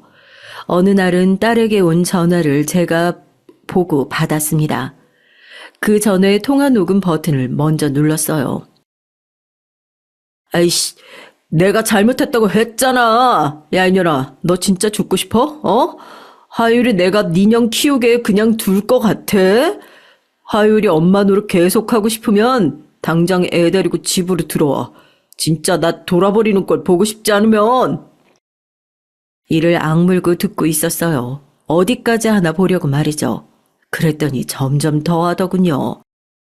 이제 내 말에 대꾸도 안 하기로 했어? 나 같은 놈은 상대하기도 싫다 이거야. 진짜 무서운 게 뭔지 보여줘. 내가 네 엄마 아빠는 가만둘 것 같아? 가족들 인생까지 종치게 만들고 싶지 않으면 당장 들어와서 죄송하다고 무릎 꿇고 싹싹 빌어. 너 하나만 입 다물고 있으면 모두가 행복한데 왜 이 사단을 만들어, 이 멍청한 년아. 원래는 어디까지 하나 끝까지 들을 생각이었지만 정말 도저히 들어줄 수가 없어서 입을 열었습니다. 날쌔. 사위는 전화를 받은 게 저라는 사실을 알자마자 아무 말이 없더군요. 잠시 정적이 흘렀습니다. 아영이는요? 이제 변명도 안 할 모양이더라고요. 하긴 그런 말을 한 걸 제가 다 들었다고 생각하면 뭐 변명할 게 있겠어요. 이제 아영이는 자네 연락 아예 안 받을 거야. 아영이 바꿔주세요. 왜 방금 했던 말 그대로 아영이한테 하게? 그 말에 또 입을 다물더군요. 방금 자네가 한 말은 그대로 녹음됐으니까 앞으로는 말 가려서 해. 씨발. 녹음을 했다는 말에 나지막이 욕을 내뱉고는 바로 끊더군요. 아무래도 무섭긴 했나 보죠. 그렇게 며칠이 또 지나고 소송이 시작됐습니다. 집으로 서류가 날아간 것 같더라고요. 사위가 집 앞에 무릎을 꿇고 있었습니다. 다시는 이런 일 없도록 하겠습니다. 정말 죄송해요. 이미 몇 번이고 무릎 꿇고 그런 말 했었다고 들었네. 소용없으니까 가봐. 내가 내 딸이 몇 년간 맞아온 걸 알았는데 그 지옥 같은 집에 다시 보낼 거라고 생각하나? 죽어도 그런 일 일어나지 않으니까 진짜 죄송한 마음이 하나라도 있거든. 순순히 다 인정하고 처벌받을 건 받아. 남편은 정말 사위를 보면 죽여버리고 싶은 것 같다고 집안에서 나오지 않았어요. 사실 딸이 무슨 일이 일어날지 모른다며 지 아빠를 붙잡고 있었던 것도 있고요. 제가 그렇게 말하니까 사위가 벌떡 일어나더군요. 그리고 표정이 험악해졌습니다. 진짜 이러실 거예요? 에? 자네 아직도 상황 파악이 안 되나? 아영이랑 하율이는 절대 그 집으로 다시 돌아가지 않아. 그리고 자네가 이럴수록 자네한테 불리한 건 알지? 씨발 진짜. 딸 이혼녀 만들면 퍽이나 좋으시겠어요? 어? 그 말을 듣고 기가 차더군요. 요즘 같은 시대에 그게 무슨 흉이라고 그딴 걸로 협박을 할 수 있는지 말이에요. 제가 기가 막히다는 듯 헛웃음을 지으며 대답했습니다. 요즘 세상에 그게 흠도 아니지만 설사 그렇다 하더라도 맞고 사는 것보단 1000배 나으니까 돌아가. 그런 거 안 통해. 자네 안 가면 경찰 부르겠네. 경찰? 불러. 집안 싸움이라고 하면 돼. 그러면 돌아가는 거 몰라? 왜? 그전에는 그랬나 보지? 그럼 자네 아버지한테 연락하는 건 어떻나? 그 말에 사위가 눈에 띄게 움찔하더군요. 사돈댁 어르신을 사위가 굉장히 무서워한다고 딸에게 전해 들었던 적이 있어요. 워낙 엄하고 무서우신 분이라는 얘기를 많이 들어서 인사 갈 때 무서워했는데 자기한테는 다정하시다고요.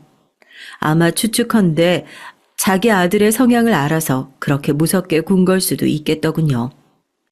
당장 전화해서 다 알려드려. 당신 아들이 4년 동안 우리 딸을 이렇게 때렸다고. 가만두지 않겠다고. 제 그 말에 사위가 짜증을 내며 돌아서더군요. 그날 밤 생각했습니다. 이대로 소송만 끝내기엔 너무 분하다고 말이죠. 아직도 선명한 딸의 온 몸에 있는 멍자국과 누가 옆에서 손만 들어도 움찔거리는 모습을 볼 때마다 눈물이 날 것 같았어요. 하지만 벽보를 붙인다든지 시위를 하는 건 나중에 있을 재판에서 저희가 불리할 수도 있다는 얘기를 들었어요. 그래서 남편에게 부탁을 해서 사위에 회사 사람 하나를 소개받았습니다. 남편은 사업을 오래 해서 발이 넓은 편이었거든요. 나온 사람은 딸 또래의 여자 직원이었습니다. 아빠 친구분 따님이 이 팀장님 아내분 되시는 거 이번에 저도 처음 알았어요. 이렇게 나와줘서 고마워요. 아빠가 나가서 얘기를 좀 들어보라고 하시긴 했는데 제가 진짜 무슨 영문인지 하나도 모르고 나와서요. 남편 친구의 딸이 그 회사를 다니더라고요. 남편이 친구에게 저희 집 얘기를 했고 남편의 친구는 그런 쓰레기가 다니는 회사에 내 딸을 다니게 할 수 없다며 따님분을 제게 소개시켜 주셨습니다. 제가 사진 몇 장을 내밀었어요. 이게 뭐예요? 딸의 사진을 보고 정말 경악하더군요. 그래서 그간의 사정을 말했습니다.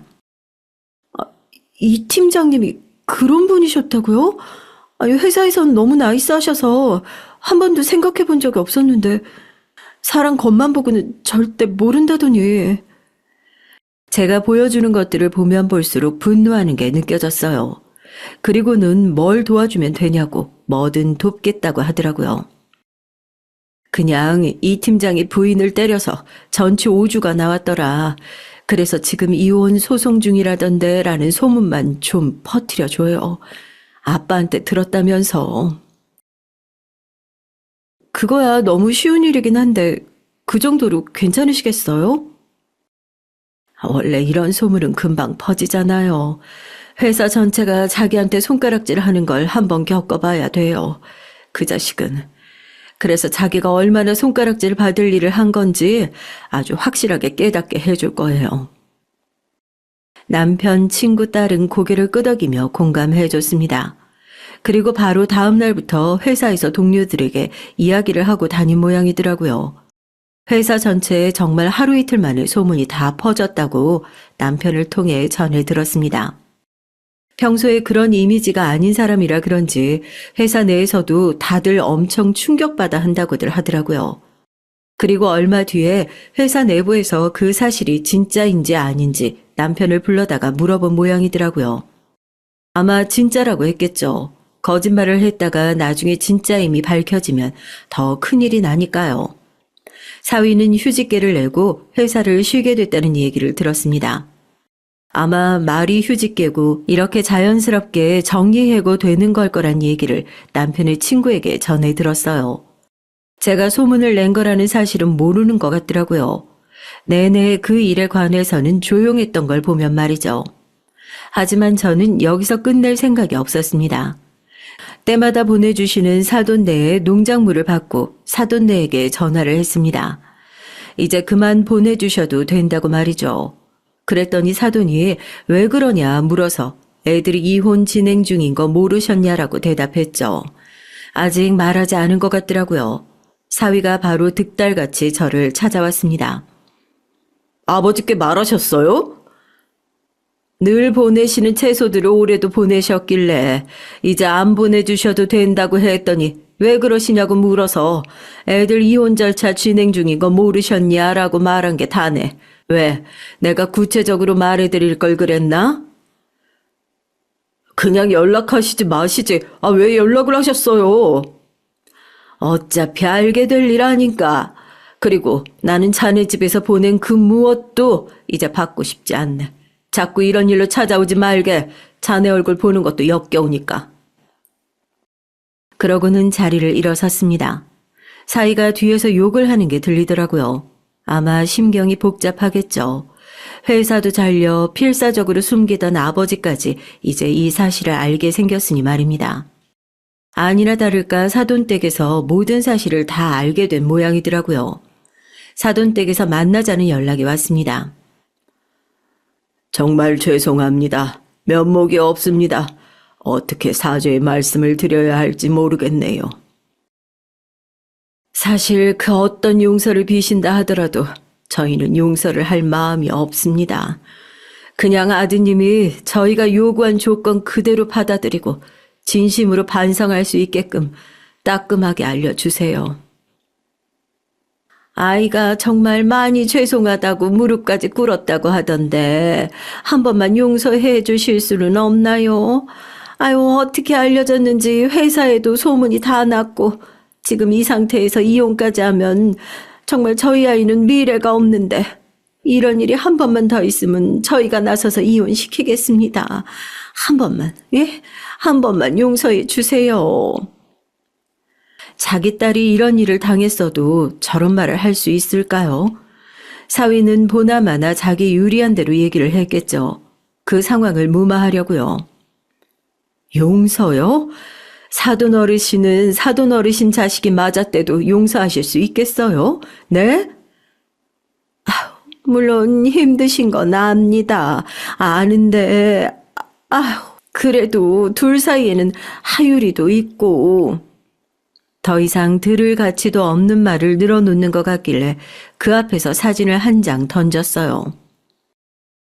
이걸 보고도 그런 말씀 하실 수 있는지 궁금하네요. 딸아이의 맞은 몸이었습니다. 이걸 들고 다니면서 증거로 제출하라고 보여줘야 하는 제 마음이 상상이나 가실지 모르겠네요. 제 딸이 이렇게 맞았습니다. 그 지옥 같은 집에서 그 악마 같은 새끼랑 다시 살게 할 마음 단 하나도 없으니까 그런 말도 안 되는 소리 하실 거면 돌아가세요. 그리고 다시 찾아오지 마세요. 아, 참고로 말씀드리면 이건 빙산의 일각에 불과합니다. 4년 동안 제 딸이 맞은 이런 사진 자료만 한 박스고 저한테 그리고 딸한테 돌아가면서 욕하고 협박한 통화 음성 파일도 다 있어요. 딸의 시어머니가 되는 사람은 그 사진을 보자마자 아무 말도 하지 못하고 입을 틀어막더군요. 그리고 시아버지 되는 분은 정말 굉장히 화가 나 보였습니다. 물론 저 말고 자신의 아들에게 말입니다. 어떻게 이렇게... 보셨으면 아시겠죠? 다시 살라. 그런 끔찍한 소리 입 밖에도 내지 마세요. 두 사람은 돌아갔습니다. 그리고 나중에 듣기로는 그날 자신의 아버지에게 정말 죽지 않을 만큼 맞았다고 해요. 판사가 합의를 권하는 자리에 나왔을 때 아직 얼굴에 지워지지 않은 멍을 보니까 맞은 것 같더라고요. 회사고 동네고 그리고 자신의 고향에까지 소문이 다 난 모양이었습니다. 부인을 때려서 이혼을 당했다는 사실을 말이죠. 회사도 잘리고 재산도 상당 부분 저희에게 위자료로 지급했어요. 당연히 양육권도 저희가 가져왔고요. 딸은 하율이가 어느 정도 클 때까지 저희 집에서 같이 살기로 했습니다. 미국으로 간 것 같더라고요. 한국에서는 당연히 살기가 힘들었겠죠. 그래서 둘째에게 연락을 했습니다. 저는 그 자식이 편안하게 사는 꼴을 절대 그냥 두고 볼 생각이 없었거든요. 뭐? 그 개자식이 미국에 왔다고? 지 언니가 그런 일을 당할 때 옆에 있어주지 못해서 미안하다고 전화해서 밤새 울던 둘째였어요. 지 언니가 누군가에 맞으면 어느 동네라도 찾아가서 몇 배고 때리고 오곤 했던 아이라 가만히 있지 않을 거라고 생각했죠. 아니나 다를까 교포사회에서도 금방 소문이 다 난 것 같더라고요. 멍청하게 가도 지 처제가 몇 년째 살고 있는 미국, 그것도 LA에 갈 게 뭐랍니까? 진짜 언제까지 괴롭히실 거예요? 그래서 제가 대답했습니다. 내 분이 다 풀릴 때까지. 원하는 대로 다 들어드렸잖아요. 제발 그만하세요. 곧 미국에서도 들어왔다는 소식이 들렸어요. 한국 교민사회가 상당히 보수적인 집단이라 그런 소문이 한번 나면 되돌릴 수 없다고 둘째가 그러더군요. 미국에서도 발 붙이고 살 수 없을 거라고요. 저희 딸은 그간 상담을 열심히 받고 치료를 받으면서 많이 괜찮아졌습니다. 이제 일도 새로 시작했고 그전만큼 많이 웃어요. 그리고 딸에게 호감을 보이는 청년도 생긴 것 같더라고요. 물론 아직 딸에게는 누군가를 만날 마음이 없는 것 같기도 하지만요. 그냥 서서히 일상으로 돌아가는 게 기뻤습니다. 그 전의 모습들을 되찾은 것 같아서 말이에요. 하지만 그 자식과의 악연은 거기서 끝나지 않았습니다. 딸에 대한 집착이 시작된 것이었어요. 당신 우편함에 우편물 뜯어봤어요? 나? 아니, 왜? 아니, 우편물이 막 뜯겨 있어서. 처음에는 애들 장난인 줄 알았어요. 하지만 그게 몇 번 반복이 되니까 영 찜찜했습니다. 그리고 어느 날은 집으로 보낸 사람이 없는 선물이 오기도 했고요. 꽃다발이다 과일이다 하는 것들 말이죠. 그 또한 처음에는 별 생각 없이 딸을 좋아한다는 그 청년이 보낸 건가 했습니다. 그 사람이 자기 아니라던데? 그때부터 무서워지기 시작했어요. 그리고 딸이 새벽마다 모르는 번호로 전화가 온다고 하더라고요.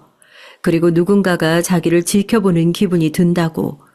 근데 저도 최근에 그런 기분을 몇 번 느낀 적이 있었거든요. 그래서 너무 불안해진 마음에 집 앞에 조그마한 CCTV를 따로 설치했습니다. 그리고 며칠 뒤 그걸 확인하고 정말 나자빠질 수밖에 없었어요. 그 자식이었습니다. 저희 집 현관에 귀를 대고 아내의 소리를 듣는 듯한 모습이 고스란히 찍혀 있었죠. 덤을 보니 2, 3일에 한 번씩은 찾아와서 그렇게 저희 집 동태를 살피고 가는 것 같더라고요. 요 1, 2년간 전혀 소식이 없었기 때문에 뭐하고 사는지도 몰랐는데 그러고 있더라고요. 좀 알아보니 지방에서 아버지 농사일을 도우러 내려갔다가 최근에 다시 올라온 모양이었습니다. 그리고는 곧장 스토킹을 시작한 것 같았어요.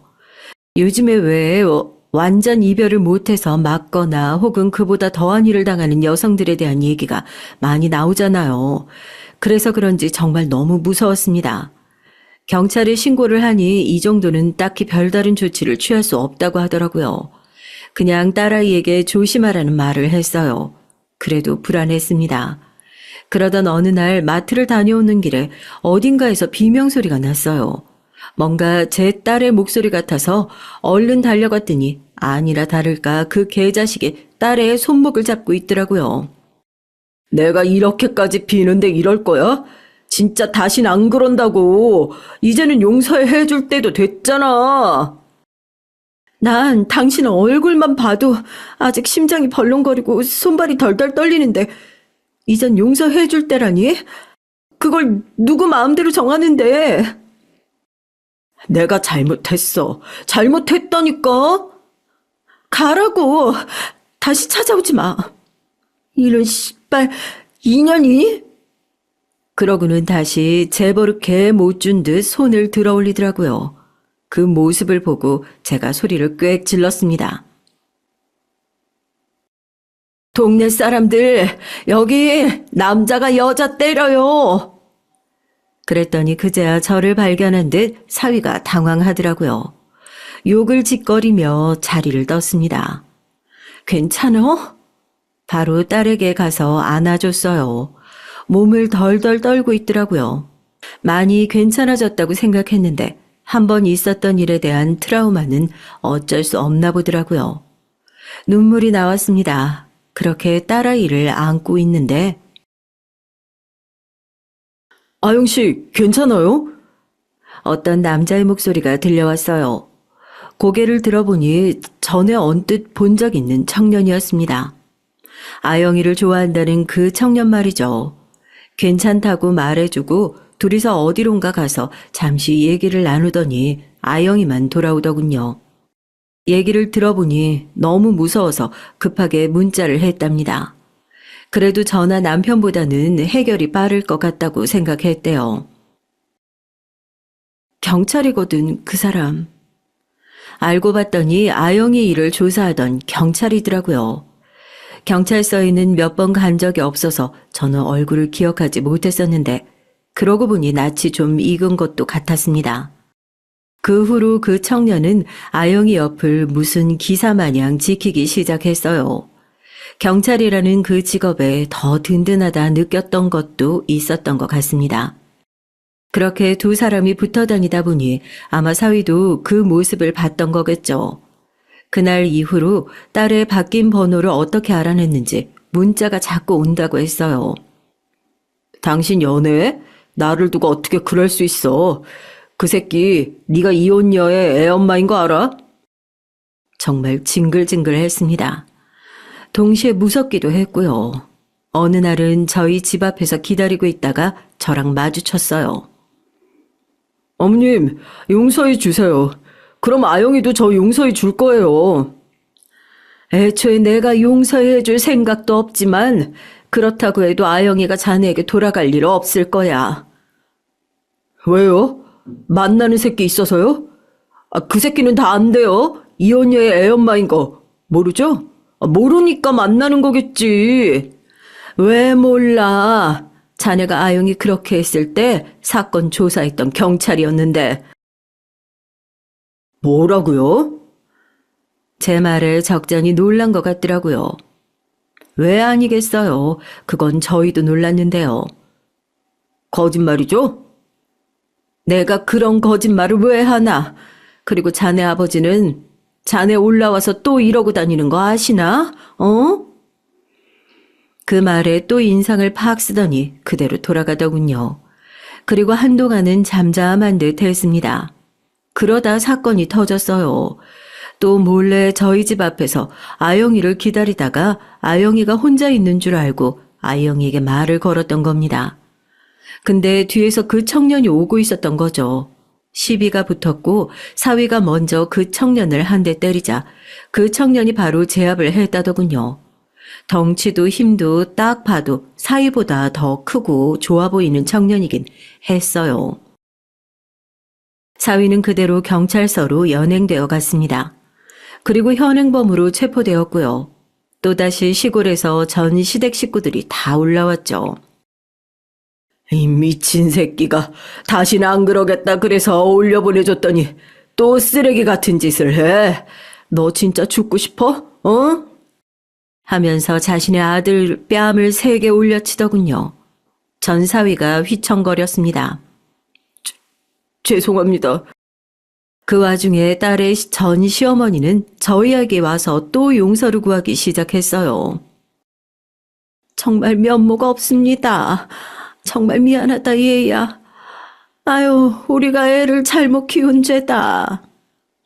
저는 딱히 할 말도 용서하고 싶은 생각도 없어서 대꾸도 하지 않았어요. 보나마나 이번에도 합의해달라는 말을 할 게 뻔했고요. 아니나 다를까 나중에는 제발 합의를 좀 해달라고 하더군요. 딸의 전 시아버지는 절대 합의해주지 말라고 저희에게 봐주지 말라 신신당부하시는 바람에 그 집 부부도 싸움이 좀 있었어요.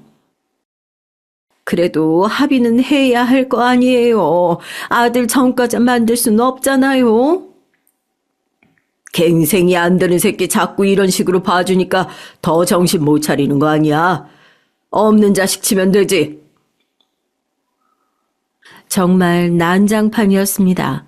그 와중에 전 사위는 딸이랑 만나는 그 청년을 향해 계속 적대감을 내비추는 바람에 조사도 제대로 진행되지 않았고요. 통상적으로는 그 정도의 일로 유치장에 구금이 되진 않는다고 들었지만 이미 딸애를 폭행해서 그 문제로 처벌을 받은 적이 있는지라 유치장에 구금이 됐어요. 그리고 저희가 합의를 해주든 말든 검찰로 넘겨질 거라고 하더군요. 경찰을 때린 것도 큰 이유인 것 같았습니다. 그렇게 집행유예긴 해도 형을 받았다는 연락을 얼마 뒤에 듣게 됐어요. 그리고 아직까지는 제 딸 앞에 나타나지 않고 있습니다. 아마 그 청년이 무서워서도 이유가 크겠죠. 여태는 자기보다 덩치도 작고 힘도 없는 사람들만 상대하다가 예상 밖의 상대를 만났으니 말입니다. 전 사위는 다시 시골로 잡혀간 것 같더라고요. 뭐 외국에 나갔다는 소문도 들은 적 있는데 그건 아닌 모양이었습니다. 그렇게 무서워하는 자신의 아버지 옆에서 아마 꽤나 견디기 힘든 생활을 하겠죠. 제대로 된 인간이라면 과거를 후회하며 자신이 한 짓을 되돌아보겠지만 그럴 인간은 아니기 때문에 그냥 그렇게 평생 과거에 묻혀서 살길 바랄 뿐입니다. 그러지 않기 위해 노력하는 저희 집 사람들과 다르게 말이죠. 아직은 결혼 생각이 없는 것 같긴 하지만 딸아이는 그 청년과 잘 만나고 있어요. 종종 저희 식구들과 밥도 먹고 그래요. 오랜만에 한국에 잠깐 들린 둘째가 그 청년을 보고 그러더라고요. 사실 그 전 새끼는 좀 쎄한 게 있었거든? 근데 저 사람은 좀 괜찮아 보이는 것 같아. 하율이 보는 눈도 다정하고. 그래도 딸아이는 선뜻 누군가와 다시 가정을 꾸리는 것에 대한 두려움이 있는 것 같더라고요. 충분히 이해했고 그 청년도 그래주는 것 같았습니다. 아, 우리 하율이 얘기를 좀 해야겠네요. 아마 아이가 말이 안 늘던 이유가 그 집에서 그 자식의 행태와도 관련이 있을 수도 있었을 것 같아요. 왜냐하면 그 집을 나오고 자신의 아빠를 안 보기 시작하면서 아이의 말이 굉장히 빨리 늘었거든요. 이제는 어린이집에서 말도 제일 많이 하고 그리고 제일 잘한다고 담당 선생님이 말을 전해줬습니다. 집에서도 입이 쉴 새가 없어요. 그간 못한 말을 다 하기라도 할 기세로 말을 하고 있습니다. 그 조잘거리는 입이 어찌나 귀여운지 하율이 얼굴 본다고 시간 가는 줄 모르는 생활을 하고 있었어요. 나중에 너 다시 재혼하는 날이 와도 하율이는 나 주고 가. 안 돼. 하율이는 내 아들이야. 아유, 너보다 하율이가 더 좋은데 어떡하냐? 그건 좀 서운한데? 저희는 평화롭게 잘 지내고 있습니다. 물론 때때로 그때의 기억이 떠오르는 날이면 힘들어지기도 하지만 많은 시간을 웃으며 지내고 있어요. 어느 날 딸애가 그러더라고요. 나만 참으면 모두가 행복해진다는 그 말에 그냥 참았었다고 말이죠. 혹시나 하율이를 못 보게 될 상황도 무섭고 내가 맞고 산다는 사실을 사람들에게 알리는 것도 부끄럽고 또 무엇보다 저와 남편이 이 사실을 알게 돼서 가슴 아파할 게 너무 걱정됐다고 말이죠. 그리고 처음에는 그 자식이 하는 말을 믿기도 했답니다. 다시는 안 그러겠다는 그 말이에요. 그렇게 점점 더 심해진 폭력에 어느 순간 자신도 익숙해져 가는 게 무섭기도 하면서 한편으로는 다행이라 여긴 적도 있다고요. 하지만 이 모든 상황이 지나고 돌이켜보니 결국 내가 있었던 그곳이 지옥이었고 자신은 악마와 살았던 게 맞다고 말했습니다. 그리고 이런 상처는 부끄러워할 것도 아니라는 사실도 말이죠. 사람은 결국은 어떤 상처를 이겨내는 힘을 다들 가지고 있으니까요. 아직은 힘든 날도 종종